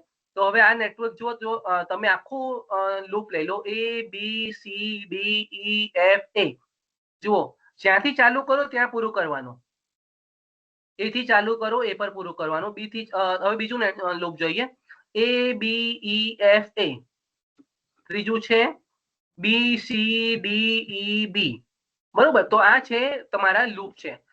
લૂપની એક ખાસિયત છે કે જેને ડિવાઈડ કરી શકાય. આ તમે જુઓ આખી મોટી લૂપ પણ લૂપ કહેવાય, નાની લૂપ પણ લૂપ કહેવાય. પણ મેશ અલગ વસ્તુ છે જે આગળના ક્વેશ્ચનમાં છે કે જેને લૂપને અન્ય ભાગમાં વિભાજિત ન કરી શકાય એને મેશ કહેવામાં આવે છે. એ તમારે યાદ રાખવાનું. લૂપ અને મેશમાં એક જ તફાવત છે. અહીંયા તમે જુઓ કે A B C D E F A loop છે પણ મેશ નથી, કારણ કે બે ભાગમાં વિભાજિત થઈ શકે છે. રાઈટ. તો આ લૂપ કહેવાય. Question 3C, derive equation for capacitor charging. કેપેસિટરના ચાર્જિંગ માટેનું સમીકરણ લખો. 7 માર્કમાં. ખૂબ જ સરસ છે. મિત્રો મને ખ્યાલ છે તમને વિકલનમાં તકલીફ પડે છે, પરંતુ એની પ્રેક્ટિસ કરશો તો સરળ છે, એટલું અઘરું નથી. તો કેપેસિટર ચાર્જિંગ માટેની સમતુલ્ય સર્કિટ ડ્રો કરતા રજિસ્ટર અહીંયા ડ્રો કરી દીધું. બરોબર છે. આર અને આરસી સર્કિટ આવે મોટા ભાગે ચાર્જિંગમાં. તો આ સમીકરણ માટે કેવીએલ સમીકરણ લખીશું આપણે. V is equal two ICR plus VC, voltage આની અક્રોસનો વોલ્ટેજ. અને આપણને ખબર છે IC બરોબર કરંટ બરોબર I is equal to Q by T, અને ચાર્જ ડિપોઝિટ થાય ધીરે ધીરે એટલે dQ બાય dt વિકલન સ્વરૂપ, એટલે ચાર્જના સાપેક્ષે સમયના સાપેક્ષે ચાર્જનો ભરાવો એવું કહેવાય dQ બાય dt. ધીરે ધીરે ચાર્જમાં વધારો થાય એટલે IC ની વેલ્યુ, એટલે કે કેપેસિટરમાંથી ચાર્જિંગ વખતે કરંટ પસાર થાય તો ધીરે ધીરે ક્યુમાં ફેરફાર થાય સમયની સાથે, એને dQ બાય dt કહેવામાં આવે છે. આ વિકલનનું સ્ટાન્ડર્ડ ફોર્મેટ છે dQ બાય dt. હવે Q બરોબર CV તો આપણને ખબર છે, તો C કોન્સ્ટન્ટને બહાર કાઢી લે, C dVC બાય dt. મિત્રો આ બધી મહેનત છે એ ડેરિવેશન માટેનું, એટલે કે વિકલન માટેનું સમીકરણ તૈયાર કરવા માટે છે. તો હવે મને અહીંયા એક સમીકરણ મળ્યું કે IC is equal to C dVC by dt. ઉપરોક્ત સમીકરણમાં આની વેલ્યુ મૂકીશ તો V is equal to C dVC by dt into R plus VC. હવે આપણે આમાંથી ડેરિવેશન કરીને આપણે કેપેસિટર ચાર્જિંગનું સમીકરણ લઈશું. તો વોલ્ટેજની એક તરફ કરીએ, V અહીંયા પ્લસ VC છે, સામે જાય તો માઇનસ VC થાય, C dVC બાય dt. હવે VC વાળો વોલ્ટેજ વાળો સમીકરણ અલગ કરી દઈએ, એટલે કે તમે જુઓ કે RC ગુણાકારમાં છે, સામે જાય તો ભાગાકારમાં, આ DT ભાગાકારમાં છે, સામે જાય તો ગુણાકારમાં 1/RC dt, અને 1 બાય આ V માઇનસ VC છે આ તરફ લે 1 by V minus VC dVC. એટલે તમે જુઓ કે આ DT વાળો સમીકરણ અલગ આવી ગયું અને VC વાળો સમીકરણ અલગ આવી ગયું. હવે મારે વિકલન કરવું છે તો આ સ્ટાન્ડર્ડ સ્ટેપ છે. મારે નેગેટિવ સાઇન બંને તરફ હું મૂકું છું સિમ્પ્લિફિકેશન માટે. તમારે ખાલી યાદ રાખવાનું, હાલ એમાં પડવાની જરૂર નથી. અને આનું હવે આ રીતે સમીકરણ આવે બરોબર છે, 1/1 V minus VC dVC is equal two 1/RC dt. બંને તરફ માઇનસ લખી દીધું છે. હવે બંને તરફ વિકલન કરીએ, આપણે ઇન્ટિગ્રેશન કરીએ બંને તરફ, તો 1 બાય x નું log x થાય, તો 1 બાય V માઇનસ VC નું log V માઇનસ VC થાય. આ માઇનસ છે તો માઇનસ માઇનસ પ્લસ થઈ જાય, એટલે તમારે યાદ રાખવાનું પહેલાથી માઇનસ, એટલે બહાર મારે અલગથી માઇનસ લખવાની જરૂર નથી, મેં આટલા માટે જ માઇનસ લખ્યું હતું અહીંયા. અને અહીંયા RC કોન્સ્ટન્ટ છે, 1 બાય RC બહાર કાઢીએ તો ઇન્ટિગ્રેશન dt એટલે t થાય, તો minus t by RC plus k. જ્યારે પણ વિકલન કરીએ ત્યારે એક અચળાંક ઉદ્ભવે છે અને એ અચળાંકની વેલ્યુ શોધવી પડે છે. એના માટે તમારે એક કોઈ પણ શરૂઆતની પરિસ્થિતિ અઝ્યુમ કરવી પડે. હવે તમે અહીંયા યાદ કરો કે કેપેસિટર ચાર્જ થાય તો t ઇઝ ઇક્વલ ટુ 0, એટલે શરૂઆતના સમયે કેપેસિટરનું વોલ્ટેજ શૂન્ય હોય છે, VC બરોબર 0. તો અહીંયા હું t બરોબર 0 મૂકું અને VC બરોબર 0 મૂકું તો k ની વેલ્યુ log V મળે, રાઈટ. જો t બરોબર 0 મૂકું તો આ પદ જતો રહે, અને VC બરોબર 0 મૂકું તો આ પદ જતો રહે, તો k ની વેલ્યુ log V થાય. તો અહીંયા સમીકરણમાં મૂકીએ log V minus VC is equal to minus t by RC plus log V. Okay, તો log V આ તરફ લાગીએ માઇનસ થાય તો log V minus VC divided by V, કારણ કે log x minus log y log x by y થાય, is equal to minus t by RC. log ને સાદા સમીકરણમાં log કાઢીએ તો e ની ઘાત આવે સામે, એ તમને યાદ હશે. તો આ જે સમીકરણ છે એને e ની ઘાતમાં લખીએ V minus VC divided by V is equal to e raise to minus t by RC. સાદું રૂપ આપીએ, V minus VC is equal to V into e raise to minus t by RC. VC is equal to V છે અમારું standard voltage છે, supply voltage જેને કહી શકો, અને VC છે કેપેસિટરનું વોલ્ટેજ છે બરોબર. એટલે હું VC ની એક તરફ લઉં છું અને બાકીના પદને અલગ કરું છું. હવે આમાંથી V કોમન કાઢીએ તો 1 into e raise to minus t by RC. આ કેપેસિટરના ચાર્જિંગ માટેનું સમીકરણ છે. અને આ સમીકરણ આવી ગયું એટલે પૂરું નહીં થઈ ગયું, તમારે ગ્રાફ પ્લોટ કરવો પડે ને એમાં આ વેલ્યુ લખવી પડે 632 V. એટલે કે કેપેસિટરને જે અહીંયા એના રેટેડ વોલ્ટેજના 63.2% સુધી પહોંચવા લાગતા સમયને ટાઈમ કોન્સ્ટન્ટ લેમ્બડા કહેવામાં આવે છે. આ જે RC છે એને કેપેસિટરનું ટાઈમ કોન્સ્ટન્ટ, ક્યારેક ક્યારેક ટાઈમ કોન્સ્ટન્ટ પૂછાય છે, તો આમાં એડ કરી દેવાનું કેપેસિટરનું ચાર્જિંગ વખતે. મિત્રો ખાસ લખવાનું ચાર્જિંગ વખતે, અહીંયા ભલે મેં નથી લખ્યું, ચાર્જિંગ વખતે કેપેસિટરનું રેટેડ વોલ્ટેજ 63.2% થવા માટે લાગતા સમયને ટાઈમ કોન્સ્ટન્ટ લેમ્બડા કહેવામાં આવે છે. અને આ સમીકરણ કેપેસિટરના ચાર્જિંગ માટેનું સમીકરણ છે, જેના તમને 7 માર્ક્સ મળશે. આગળ વધીએ તો જો RC ના બદલે લેમ્બડા લખી દીધું, એટલે લેમ્બડા છે ટાઈમ કોન્સ્ટન્ટ કહેવાય. ક્વેશ્ચન 3 ઓર કેપેસિટરના પ્રકારો લખો. સ્ટેટ કીધું છે મિત્રો, સ્ટેટ કીધું હોય તો માત્ર લખવાના છે, બહુ ઈઝી છે. પોલારિટીના આધારે પોલારાઇઝ કેપેસિટર, નોન પોલારાઇઝ કેપેસિટર, એટલે જેમાં પ્લસ માઇનસ સાઇન આપેલું હોય પોલરાઇઝ કહેવાય, ના આપેલી હોય પહેલાથી એને નોન પોલરાઇઝ કહેવાય. જુઓ આમાં દેખાય છે, આ આવે છે માઇનસ આપેલી છે, પ્લસ છે આપેલું છે, તો આ પોલરાઇઝ છે. બંધારણના આધારે parallel plate capacitor, cylinder capacitor, spherical capacitor, variable capacitor. આ જે છે આ વેરિયેબલ કેપેસિટર છે, બરોબર છે. સિલિન્ડર કેપેસિટર આ છે, બરોબર છે. તો સ્ફેરિકલ સ્ફિયર શેપના હોય છે, બરોબર છે. અને પેરેલલ પ્લેટ કેપેસિટર પણ આપણને જોવા મળે છે. મટીરિયલ જેવો ડાઇલેક્ટ્રિક મટીરિયલ હોય એના આધારે પણ પડે છે. Air capacitor, mica, ceramic, paper, electrolyte capacitor. જેટલા તમને યાદ આવે એટલે લખી દેવાના. 3 માર્ક્સમાં જે માત્ર નામ લખવાના છે, એટલે આટલું ઇનફ છે. આગળ વધીએ. Define electric network, active element, unilateral network અને મેશ. જો મિત્રો 4 વ્યાખ્યા આગળ લખી, આખા પેપરમાં તમે જુઓ ને તો 10 થી 12 માર્કની વ્યાખ્યાઓ છે. એટલે હું તમને વારે વારે કહેતો હોઉં છું કે વ્યાખ્યાઓ ખૂબ જ સારી રીતે યાદ કરવાની બહુ જરૂરી છે. તો આપણે વ્યાખ્યાઓ કરવી પડે. ઇલેક્ટ્રિકલ નેટવર્ક અથવા ઇલેક્ટ્રિક નેટવર્ક વિવિધ એક્ટિવ અને ઓબ્લિક અથવા એટલે કે હોય પણ અને ના પણ હોય અને ઓબ્લિક અથવા પેસિવ એલિમેન્ટ્સ અને ડિવાઇસ વડે બનતી સંરચનાને ઇલેક્ટ્રિકલ નેટવર્ક કહે છે. વિવિધ એક્ટિવ અને અથવા પેસિવ એલિમેન્ટ્સ અને ડિવાઇસ વડે બનતી સંરચનાને ઇલેક્ટ્રિકલ નેટવર્ક કહે છે. આ જુદા જુદા નેટવર્ક છે, બની શકે એક્ટિવ છે, પેસિવ છે, પણ નેટવર્ક કહેવાય. ઇલેક્ટ્રિકલ એલિમેન્ટ હોય, ડિવાઇસ હોય, અલગ અલગ મીટર્સ હોય, તમે જોડો તો આખું નેટવર્ક બની ગયું છે. એક્ટિવ એલિમેન્ટ નેટવર્કના જે એલિમેન્ટ કે જે નેટવર્કમાં ઉર્જા એટલે કે વોલ્ટેજ અથવા કરંટ સપ્લાય કરી શકતા હોય તેને એક્ટિવ એલિમેન્ટ કહેવામાં આવે છે. એક્ટિવ એલિમેન્ટ કહેવામાં આવે છે. તો અહીંયા તમે જુઓ બેટરી છે, એક્ટિવ એલિમેન્ટ છે, કરંટ સોર્સ છે, વોલ્ટેજ સોર્સ છે, આ એક્ટિવ એલિમેન્ટ છે. એટલે આ નેટવર્ક એક્ટિવ નેટવર્ક કહેવામાં આવે છે. યુનિલેટરલ નેટવર્ક એટલે કે જે માત્ર એક જ દિશામાં કરંટનું વહન કરે. હવે તમે આ જુઓ ડાયોડ છે, તમને ખબર છે કે આ પોઝિટિવ ફોરવર્ડ બાયસમાં જ કરંટનું વહન કરશે. તો જો તમે બેટરીની દિશા અહીંયા જે બતાવ્યા પ્રમાણે ઊંધી કરી દો તો કરંટનું વહન નહીં થાય, બરોબર છે. એ રિવર્સમાં ખૂબ વધારે વોલ્ટેજ આપવા પડે એટલે આપણે નોર્મલ કેસમાં કરંટનું વહન નહીં થાય. એટલે કે જે નેટવર્કમાં સોર્સની દિશા બદલતા કરંટ એક જ દિશામાં વહે તેને યુનિલેટરલ નેટવર્ક કહેવામાં આવે છે. કયું નેટવર્ક કહેવામાં આવે છે? યુનિલેટરલ નેટવર્ક કહેવામાં આવે છે. ટાઈપિંગ એરર છે, અહીંયા મેં બાય લખ્યું છે, બટ તમે બધા હોશિયાર છો એટલે તમને ખ્યાલ આવી જશે. યુનિલેટરલ નેટવર્ક કહેવામાં આવે છે. એટલે કે કોઈ પણ નેટવર્કમાં કરંટ જો એક જ દિશામાં વહન થતું હોય તો તેને યુનિલેટરલ નેટવર્ક કહેવામાં આવે છે. તો આ થયું ડાયોડથી બનેલ યુનિલેટરલ નેટવર્ક છે, રાઈટ. મેશ નેટવર્કની કોઈ પણ લૂપ કે જેને અન્ય લૂપમાં વિભાજિત ન કરી શકાય તેને મેશ કહે છે. મેં તમને આગળ કીધું હતું કે જુઓ આ ABCDEFA આખું જે છે ABCDEFA એને તમે લૂપ કહી શકો, મેશ ના કહી શકો. ABCDEFA એનો મતલબ આ મેશ નથી, પરંતુ આ મેશ છે. જુઓ ABEFA આને કોઈ બીજી લૂપમાં હું વિભાજિત કરી નહીં શકું. એ રીતે BCDE તો આ પણ તમારી મેશ છે જેને હું અન્ય મેશમાં વિભાજિત નહીં કરી શકું. તો મેશ અને લૂપમાં ફરક છે કે જે લૂપને અન્ય લૂપમાં વિભાજિત ન કરી શકાય તેને મેશ કહેવામાં આવે છે.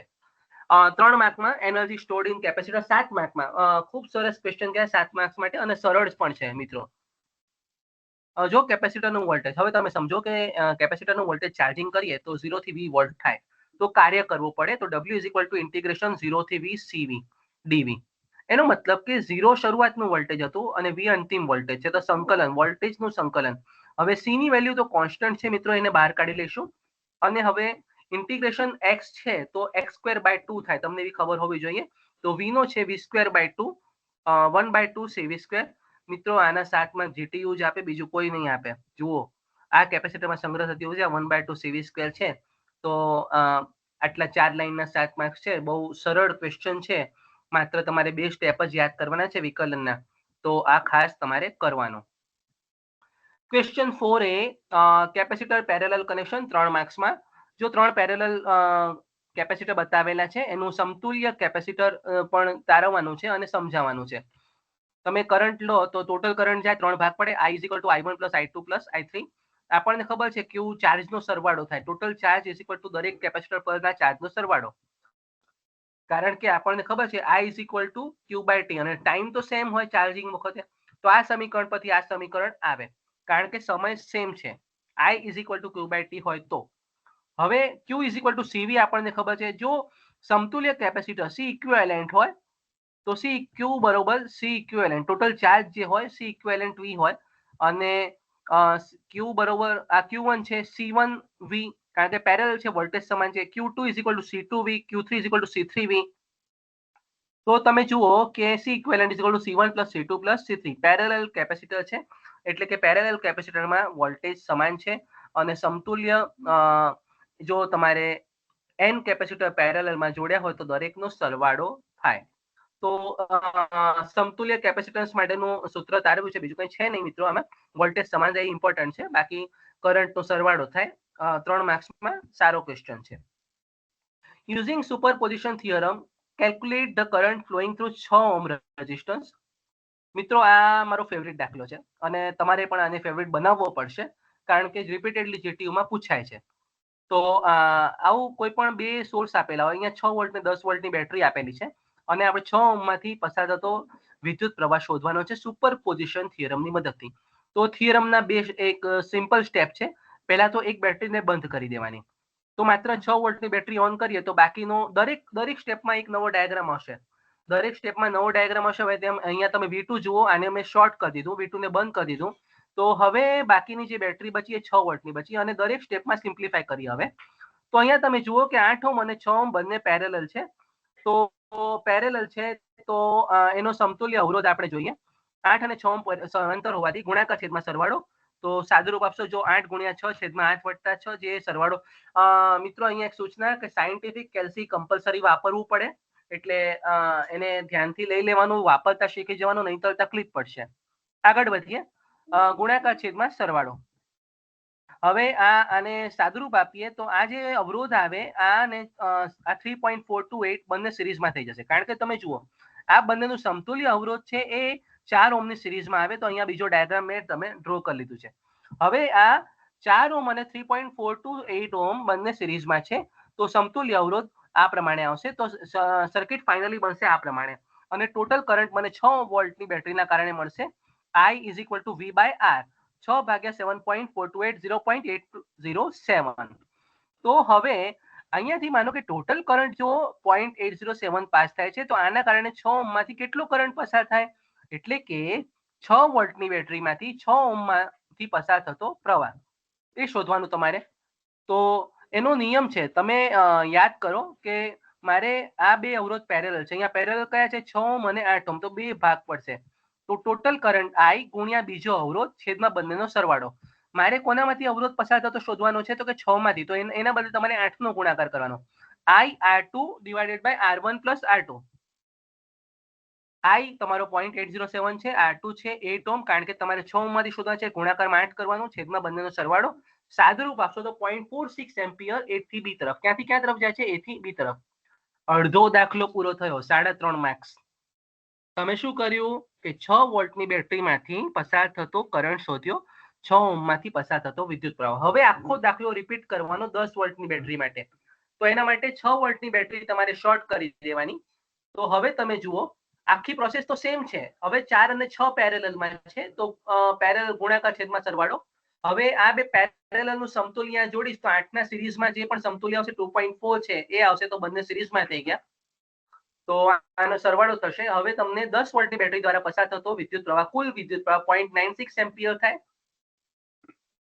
અને હવે 10 વોલ્ટની બેટરીમાંથી જે પસાર થાય છે અહીંયાથી 0.96 એમ્પિયરના બે ભાગ પડશે મારે 6 ઓહ્મમાંથી શોધવું છે તો આ પ્રવાહ ગુણ્યા 4 છેદમાં 4 વત્તા 6 એટલે IR2 / R1 + R2 0.96 4 / 6 + 4 અને સાદુરૂપ આપશે 0.38 A થી B તરફ કારણ કે બેટરીની ડાયરેક્શન છે કરંટની દિશા A થી B તરફ આવશે આપણી જોડે બંને કરંટ આવી ગયા 6 વોલ્ટ અને 10 વોલ્ટ દ્વારા પસાર થતો વિદ્યુત પ્રવાહ તો AB માંથી પસાર થતો કરંટ 6 વોલ્ટ દ્વારા અને 10 વોલ્ટ બંને સેમ દિશામાં છે એટલે સરવાળો થશે જો મિત્રો વિરુદ્ધ દિશામાં હોય તો મોટામાંથી નાની સંખ્યા બાદ કરવાની અને દિશા બદલાઈ જાય જે વધારે મેગ્નિટ્યુડ હોય એ દિશા ફાઇનલ થાય યાદ રાખજો A થી B તરફ 0.646 + 0.38 એટલે 0.84 એમ્પિયર તમારો A થી B તરફ કરંટ પસાર થાય છે સુપરપોઝિશન થિયરમ જ્યારે પણ પૂછાય તો દાખલો કરવાનો અને વ્યવસ્થિત કરવાનો અને રોકડિયા 7 માર્ક્સ મળે આગળ વધે comparison of electrical and magnetic circuit. કોઈ પણ પેપર આવું નથી કે જેમાં આ ક્વેશ્ચન ન હોય, એટલે આ ક્વેશ્ચન ખૂબ જ ઇમ્પોર્ટન્ટ છે. ઇલેક્ટ્રિકલ સર્કિટ અને મેગ્નેટિક સર્કિટ સરખાવો. પેલા બંનેનો બેઝિક ડાયાગ્રામ ડ્રો કરી દેવાનો. ઇલેક્ટ્રિક કરંટનો પાથ એ ઇલેક્ટ્રિક સર્કિટ કહેવાય, મેગ્નેટિક ફ્લક્સનો પાથ એ મેગ્નેટિક સર્કિટ કહેવાય. કરંટને ઉત્પન્ન કરવા અને જાળવવા ઈએમએફ ઇલેક્ટ્રોમોટિવ ફોર્સ જરૂરી છે. ફ્લક્સને ઉત્પન્ન કરવા એમએમએફ જરૂરી છે, પરંતુ ફ્લક્સને જાળવવા જરૂરી નથી. એકવાર કોઇલ મેગ્નેટાઇઝ થઈ ગઈ પછી તમારે સતત વોલ્ટેજ આપતા રહેવાની જરૂર નથી. એટલે એમએમએફ માત્ર ફ્લક્સને ઉત્પન્ન કરવા જરૂરી છે, પણ જાળવવા માટે જરૂરી નથી. સર્કિટમાં ઇલેક્ટ્રિકલ સર્કિટમાં કરંટનું વહન થાય છે, મેગ્નેટિક સર્કિટમાં ફ્લક્સનું પ્રસરણ થાય છે. આ ખાસ છે, ડેવલપમેન્ટ થાય છે. મટીરિયલની અવરોધકતા આપેલ તાપમાને અચળ છે. પરમિયાબિલિટી મેગ્નેટિક ફિલ્ડ સ્ટ્રેન્થ, જે મેગ્નેટિક ફિલ્ડ સ્ટ્રેન્થ છે એની સાથે પરમિયાબિલિટી બદલાય છે.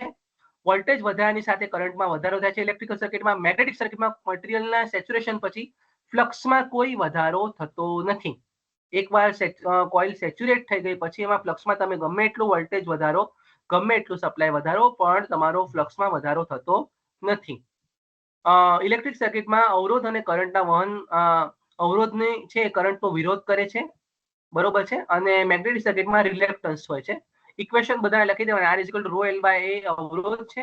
S is equal to L upon mu 0 mu R A ampere turn per weber. Conductance 1 upon resistance. permeance 1 upon reluctance. Conductivity 1 upon resistivity. Permeability 1 upon reluctivity. Current is equal to EMF upon અવરોધ. Flux is equal to MMF upon reluctance. જો અવરોધ, resistance અને reluctance બંને analogous કહેવાય, બંને એકબીજા જેવા છે. EMF અને MMF પણ બંને એકબીજા જેવા છે. કરંટ અને ફ્લક્સ બંને એકબીજા જેવા છે, એટલે એનાલોગસ કહેવાય એને. Current density is equal to delta I by A. Flux density B is equal to phi by A weber per metre square. Unit લખવા કમ્પલસરી છે. આગળ વધીએ. Electric field intensity is equal to V by L volt per metre. Magnetic field intensity H is equal to NI by AL ampere turn per metre. તો મિત્રો question 4 પૂરું થયું. હવે question 4 ઓર question 5 અને ક્વેશ્ચન 5 ઓર 3 question બાકી રહ્યા. આગળ વધીએ. Explain capacitor series connection. હવે તમે જુઓ આગળ પેરેલલ હતું, અહીંયા સિરીઝ છે.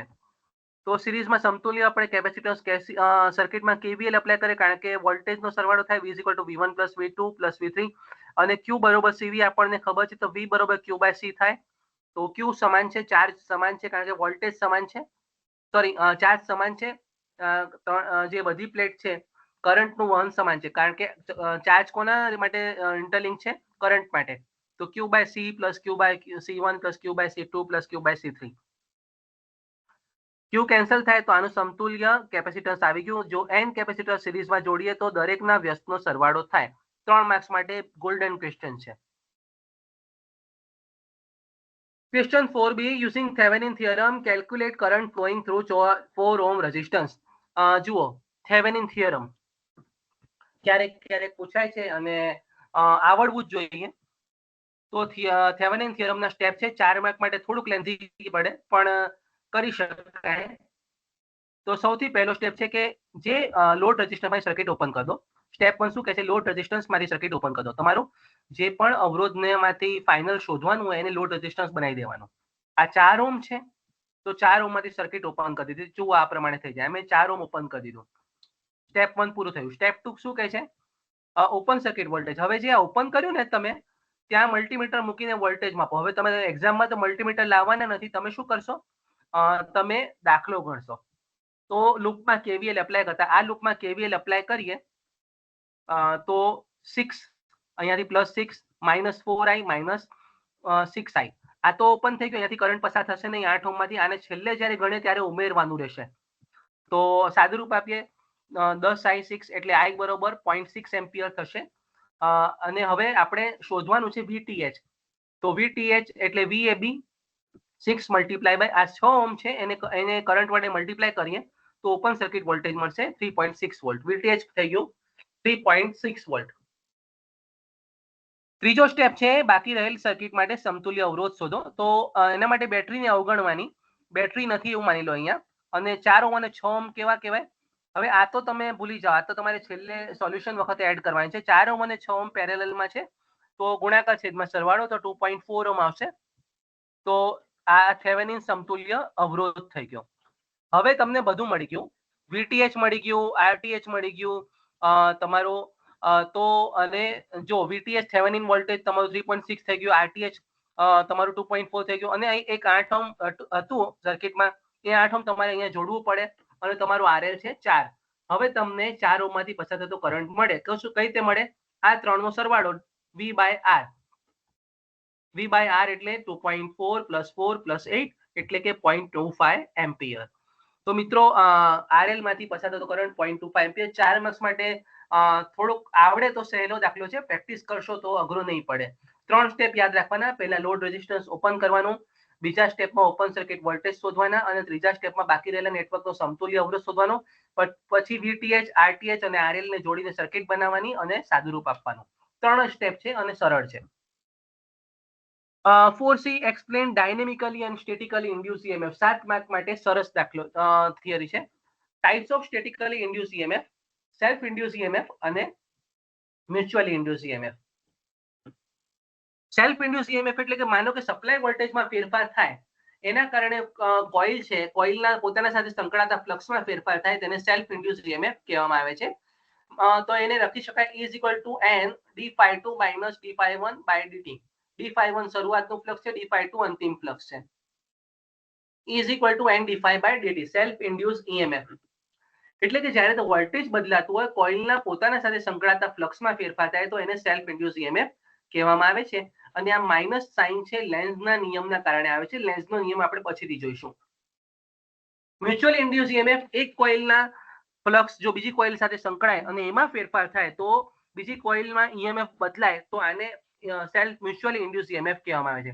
માની લો કે અહીંયા એક જ વોલ્ટેજ સોર્સ છે, આ વોલ્ટેજ સોર્સ નથી, આ માની લો કે 1 મીટર લગાવેલું છે, બરોબર. અહીંયા તો જ્યારે આ કોઇલમાં વોલ્ટેજનો ફેરફાર થાય, ત્યારે આ કોઇલનો ફ્લક્સ છે, કોઇલ A નો ફ્લક્સ કોઇલ B સાથે સંકળાય છે, એમાં ફેરફાર થાય, અને કોઇલ B માં જે EMF ઇન્ડ્યુસ થાય છે, એને મ્યુચ્યુઅલી ઇન્ડ્યુસ EMF કહેવાય.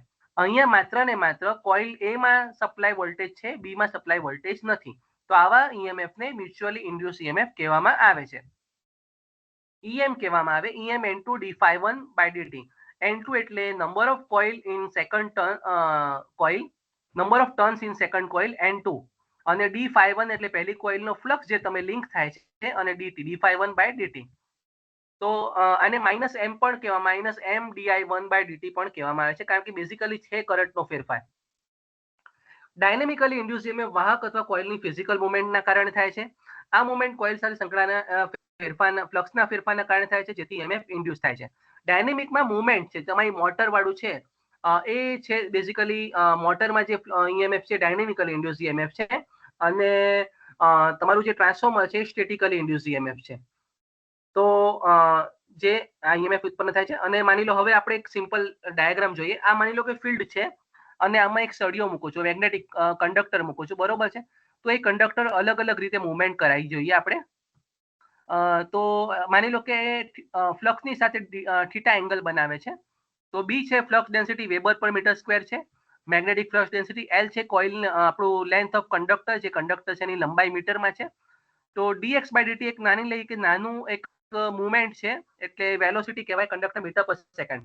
એનો મતલબ આ જે કંડક્ટર છે એ v વેલોસિટીથી ફ્લક્સ તમારા ફિલ્ડમાં મૂવ થાય છે, એવું સમજી શકીએ આપણે. અને થીટા છે ફ્લક્સ અને એના કંડક્ટર વચ્ચે જે એંગલ બને છે એ છે.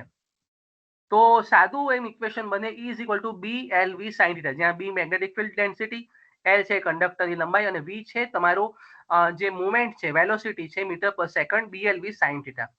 તો હવે કંડક્ટરની 3 પોઝિશન હોઈ શકે. આ જે કંડક્ટર મૂવ કરે એની 3 અલગ અલગ પોઝિશન હોઈ શકે. આ 3, એક તો કંડક્ટર ફિલ્ડ સાથે 90 ડિગ્રીનો એંગલ બનાવે છે, જેમ ઊભું મૂકી દીધું. આ જુઓ, તમને ખાલી સર્કલ જ દેખાય, અહીંયા ઊભું છે તો 90 ડિગ્રીનો એંગલ બનાવે. પછી પેરેલલ મૂકી દઉં તો 0 ડિગ્રીનો એંગલ બનાવે, અને એંગલ સાથે મૂકું તો 0 થી 90. હવે 3 એમાં જોઈએ આપણે. જો 90 ડિગ્રી હોય તો તમે જુઓ કે કન્ટિન્યુઅસલી મૂવ થાય છે, બરોબર છે. અને એનું વેલ્યુ કેટલી હશે આપણે જોઈશું. હવે આ જે મુવમેન્ટ છે પેરેલલ મુવમેન્ટ છે, આમાં કોઈ પણ ફ્લક્સ લિંક થતું એવું લાગતું, કારણ કે પેરેલલ બે પાટા જાય છે, બંને પેરેલલ છે, તો ફ્લક્સ લિંક થતું નથી એવું કહી શકાય. અને અમુક એંગલ સાથે જ્યારે મૂવ થાય છે, આ તમે જુઓ આ એક એંગલ સાથે મૂવ થાય છે, તો 0 થી 90 ડિગ્રીનો એંગલ મળે છે. તો આપણે ડાયનેમિકલ ઇન્ડ્યુસ ઈએમએફમાં જોઈએ થીટા એંગલ છે, અને જુઓ આ તમે થીટા એંગલ 0 થી 90 વચ્ચેનું કોઈ એંગલ છે, તો આ dx તરીકે જો ડિસ્ટન્સ કટ કરે t સમયમાં dt સમયમાં જો dx કટ કરે તો bl dx by dt sin theta કહેવાય. b છે તમારું મેગ્નેટિક ફિલ્ડ ડેન્સિટી છે, l છે લંબાઈ છે, અને dx by dt વેલોસિટી છે, blv sin થીટા. હવે આ 0 ડિગ્રીનું જોઈએ તો તમે અહીંયા જુઓ 0 ડિગ્રીમાં તમારું sin થીટા 0 આવે તો તમે જુઓ શું થાય. dx ભલે આવ્યું, જે પણ આવ્યું, તો sin 0 ની વેલ્યુ કેટલી થાય મિત્રો? 0. તો એનો મતલબ જ્યારે પેરેલલ કંડક્ટર મૂવ કરશે તો કોઈ પણ ફ્લક્સ લિંક થશે નહીં, તો ઇન્ડ્યુસ થતું ઈએમએફ 0 થાય. મહત્વની વસ્તુ જુઓ, પેરેલલ છે, કોઈ પણ ફ્લક્સ અહીંયા લિંક થતું નથી, એટલે ઇન્ડ્યુસ ઈએમએફ થાય છે એ 0 છે. હવે 90 ડિગ્રીમાં મેક્સિમમ ફ્લક્સ લિંક થશે. તમે જુઓ અહીંયા મેક્સિમમ ફ્લક્સ લિંક થાય છે, કટ થાય છે, ફેરફાર થાય છે, ઈએમએફ ઇન્ડ્યુસ થશે. તો આપણે dx કટ કરે છે, માનો કે dx ડિસ્ટન્સ dt સમયમાં કટ કરે છે, bl dx by dt sin 90 ની વેલ્યુ કેટલી થાય મિત્રો? 1 થાય. એટલે જ્યારે કે કંડક્ટર લંબ હોય 90 ડિગ્રી હોય ફિલ્ડને, ત્યારે blv ઇન્ડ્યુસ થતું ઈએમએફ મહત્તમ હોય. તો આ એક સમીકરણ છે, અને આ 7 માર્ક માટે ખૂબ જ સરસ આન્સર કહેવાય, અને તમારે આને પ્રિપેર કરવું પડે. હવે ક્વેશ્ચન 5 ના 3 બાય 3 બાકી, 3 આના અને 3 બીજાના શાંતિથી જોઈ લઈએ. Define MMF permeability and reluctance. જો વ્યાખ્યાઓ મિત્રો ફરીથી કહું છું, વ્યાખ્યાઓ બિલકુલ line to line, word to word, equation to equation, unit to unit બધું યાદ કરજો. એમએમએફ એટલે મેગ્નેટોમોટિવ ફોર્સ. આપેલ મેગ્નેટિક સર્કિટમાં મેગ્નેટિક ફ્લક્સ ઉત્પન્ન કરવાની ક્ષમતાને મેગ્નેટોમોટિવ ફોર્સ કહેવામાં આવે છે. જે પણ સર્કિટ હોય એમાં મેગ્નેટિક ફ્લક્સ ઉત્પન્ન કરવાની ક્ષમતાને મેગ્નેટોમોટિવ ફોર્સ કહેવામાં આવે છે. MMF is equal to n into I. n છે કોઇલના આંટાની સંખ્યા, I છે કોઇલમાંથી પસાર થતો કરંટ, એમએમએફ નો એકમ એમ્પિયર ટર્ન્સ છે. પરમિબિલિટી. મટીરિયલમાં ફ્લક્સ પેદા કરવાની ક્ષમતાને પરમિયાબિલિટી કહે છે. Absolute permeability mu is equal to μ0 μr. μ0 છે એ હવાની પરમિબિલિટી છે, μr છે એ રિલેટિવ પરમિબિલિટી છે, અને μ0 ની વેલ્યુ 4.10⁻⁷ હેનરી પર મીટર મળે. μr રિલેટિવ પરમિબિલિટી છે, કોઈ પણ મટીરિયલની હવાની સાપેક્ષમાં પરમિબિલિટી કહેવામાં આવે છે, અને રિલેટિવ પરમિબિલિટી એકમ રહિત છે. પરમિબિલિટીની બીજી વાત કરીએ, ફ્લક્સ ડેન્સિટી અને ફિલ્ડ ઇન્ટેન્સિટીના ગુણોત્તરને પણ પરમિબિલિટી કહે છે. μ is equal to b by h. bh curve જે એક્ઝામમાં ક્યારેક પૂછાતું હોય છે, એના પણ તમે પરમિબિલિટી વડે દર્શાવી શકો છો. તો b is equal two μh ને પણ તમે દર્શાવી શકો છો. જે મેગ્નેટિક મટીરિયલને હવામાં મૂકવામાં આવે તો μ0 is equal to b by h થાય. તો એની વેલ્યુ 4.10⁻⁷ હેનરી પર મીટર મળે. તો આ થયું પરમિબિલિટી. જો મિત્રો એક એક માર્કમાં કેટલું બધું એક્સપ્લેનેશન છે, એટલે જ્યારે પણ ડેફિનેશનની સાથે ઇક્વેશન અને યુનિટ સંકળાયેલા હોય તો ખાસ લખવા. રિલક્ટન્સ. મેગ્નેટિક સર્કિટમાં મેગ્નેટિક ફ્લક્સ ઉત્પન્ન થવાનો વિરોધ કરવાના ગુણધર્મને રિલક્ટન્સ કહે છે. એટલે કે પરમિબિલિટીનો ઓપોઝિટ કહેવાય રિલક્ટન્સ. એમએમએફ અને ફ્લક્સના ગુણોત્તર તરીકે પણ દર્શાવાય છે. Reluctance is equal to MMF upon flux ni by 5 ampere turn per weber. L upon μ0 μr એ વડે પણ દર્શાવવામાં આવે છે રિલક્ટન્સને. તો 3 ડેફિનેશન થઈ ગઈ, 3 માર્ક્સ. આ ખાસ યાદ રાખવાની. Faraday's and Lenz law. Faraday's law always 2 law છે, 2 નિયમો લખવાના. 4 માર્ક્સમાં છે, 2 માર્ક્સના ફેરાડે લો અને 2 માર્ક્સનો લેન્ઝ લો. જ્યારે વાહક સાથે સંકળાતા ફ્લક્સમાં ફેરફાર થાય ત્યારે ઈએમએફ ઇન્ડ્યુસ થાય. ફેરાડેનો પ્રથમ નિયમ.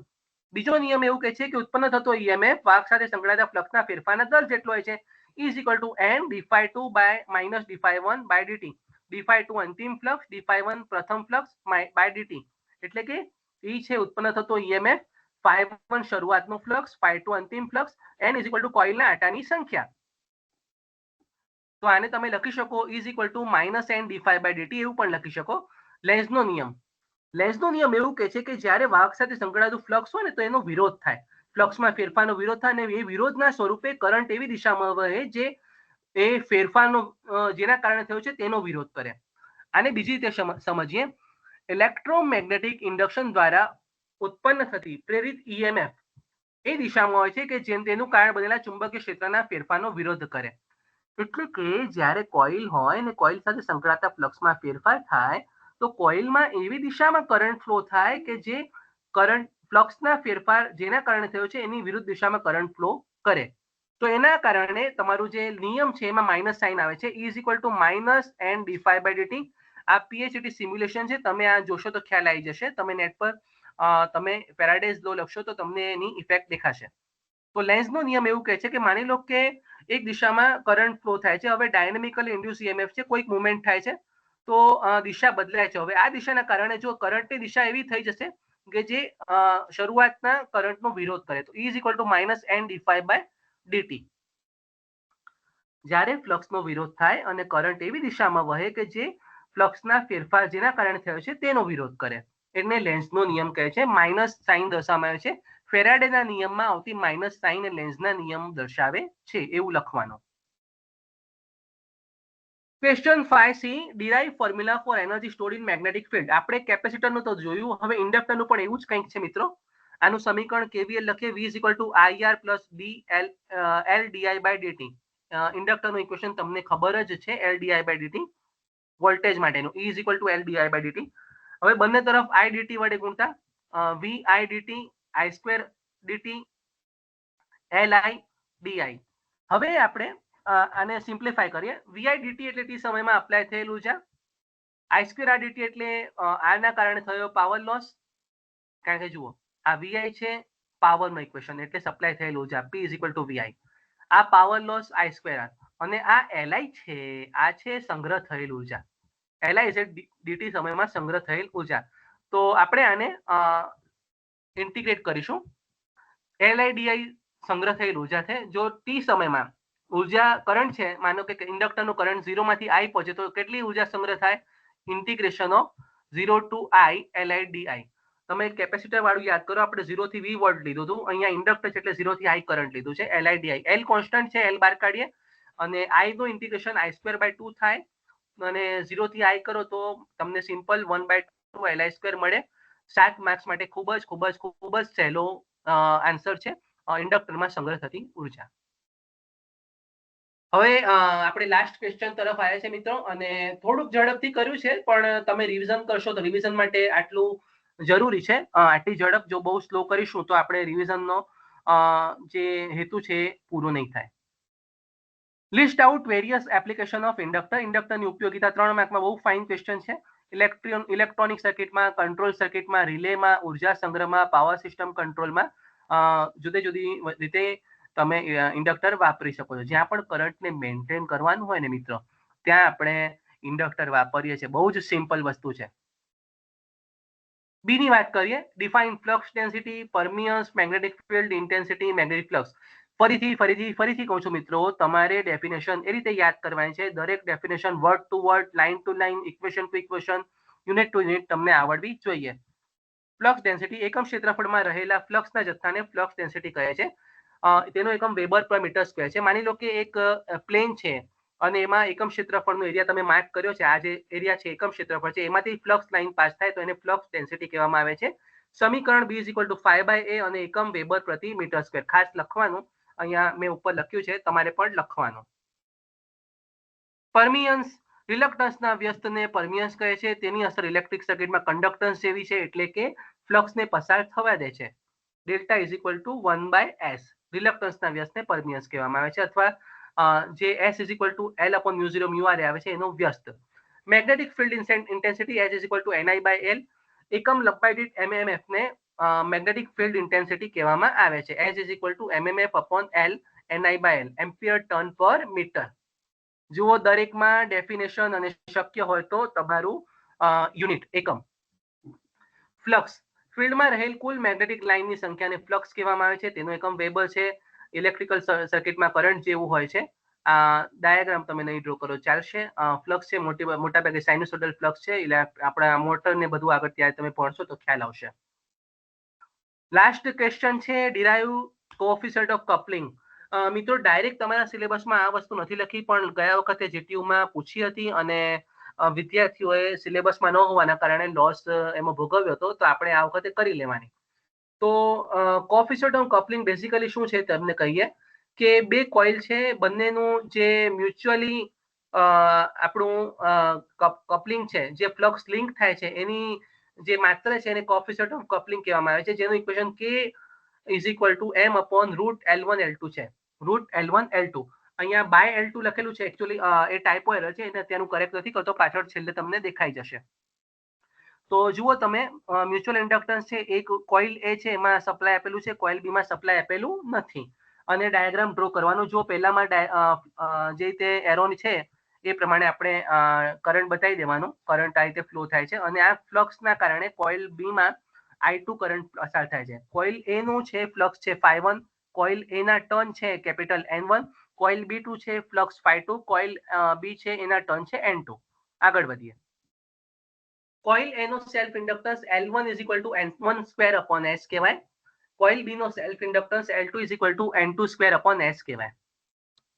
કેસ એ છે કોઇલ એ માંથી કરંટ પસાર થાય, અને કેસ બી છે કોઇલ બી માંથી કરંટ પસાર થાય. બંને પોસિબલ છે. આપણે માત્ર ડાયાગ્રામ હતો એ કોઇલ એ માટે જ, પહેલા કેસ માટે જ કર્યો છે, બીજા માટે ડાયાગ્રામ નથી કર્યો, આપણે સમજી લઈશું. કેસ 1, કોઇલ એમાંથી કરંટ પસાર થાય તો I1 કરંટ થાય તો ફ્લક્સ ∅1 હોય તો ∅1 is equal to N1 I1 by S લખાય. અને આ જો ફ્લક્સનો એક ભાગ કોઇલ બી સાથે લિંક થાય તો એને K1 જેટલો ભાગ લિંક થાય એવું અઝ્યુમ કરીએ. આ શું છે? કોઇલ એનો flux. Flux is equal two MMF upon reluctance. ∅1 is equal to N1 I1 upon S લખાય. આનો K1 જેટલો ભાગ તમારા કોઇલ બી સાથે લિંક થાય તો એને M વડે દર્શાવીએ. M is equal to N2, કારણ કે કોઇલ બી માં N2 એના આટા છે, K1 ∅1 ડિવાઇડેડ બાય I1, કે અને ∅1 ની વેલ્યુ અહીંયા મૂકીએ આપણે, N2 K1 I1 divided by N1 I1 by S. હજી સાદુરૂપ આપીએ, તમે જુઓ I1 I1 કેન્સલ થશે તો N1 N2 K1 by S. આ M ની વેલ્યુ આવી. ક્યારે આવી આ વેલ્યુ મિત્રો? જ્યારે કોઇલ એનો ફ્લક્સ કોઇલ બી સાથે લિંક થાય છે. કેટલો ભાગ લિંક થાય છે? K1 જેટલો ભાગ લિંક થાય છે. આગળ વધીએ. હવે કોઇલ બી નો કરંટ, માનો કે કોઇલ બી માં મેઇન કરંટ ફ્લો થાય છે અને એનો ફ્લક્સ ∅2 છે, તો એનો flux N2 I2 by S આવે, MMF અપોન રિલક્ટન્સ. જો કોઇલ એ સાથે સંકળાતો ફ્લક્સ આ ∅2 નો K2 જેટલો ભાગ કોઇલ એ સાથે લિંક થાય તો જે રીતે આગળ કર્યું એ પ્રમાણે સાદુરૂપ આપીએ તો અહીંયા આપણને મળશે N1 N2 K2S. સમીકરણ માત્ર K1 અને K2 નો જ ફરક છે, બંને સમીકરણ સિમિલર છે. N1 N2 K2 by S. તો આ સમીકરણ નંબર 2 આપ્યા. હવે તમે જુઓ, આ બે સમીકરણ આપણને મળ્યા. પહેલું સમીકરણ કોઇલ એ માં જ્યારે વોલ્ટેજ પર છે, કોઇલ એનો ફ્લક્સ બી સાથે લિંક થાય છે, અને બીજું છે કોઇલ બી માં નો ફ્લક્સ એ સાથે લિંક થાય છે. હવે બંનેનો ગુણાકાર કરીએ તો M² આવે, અને સાદુરૂપ આપીએ આપણે એને, M² is equal to N1 square by S N2 square by S into K1 K2. K1 K2 એક અચળાંક છે. હવે N1 સ્ક્વેર બાય S તમને ખબર છે, કોઇલ એનું self inductance, N2 square by S coil B નું સેલ્ફ ઇન્ડક્ટન્સ. તો હવે આપણે આ રીતે આનું M નું સ્ક્વેર રૂટ લઈ લઈએ. મ્યુચ્યુઅલ ઇન્ડક્ટન્સ નું કપલિંગ કોફિશિયન્ટ છે M, એનું સ્ક્વેર રૂટ લઈએ તો route L1 L2 into route K1 K2.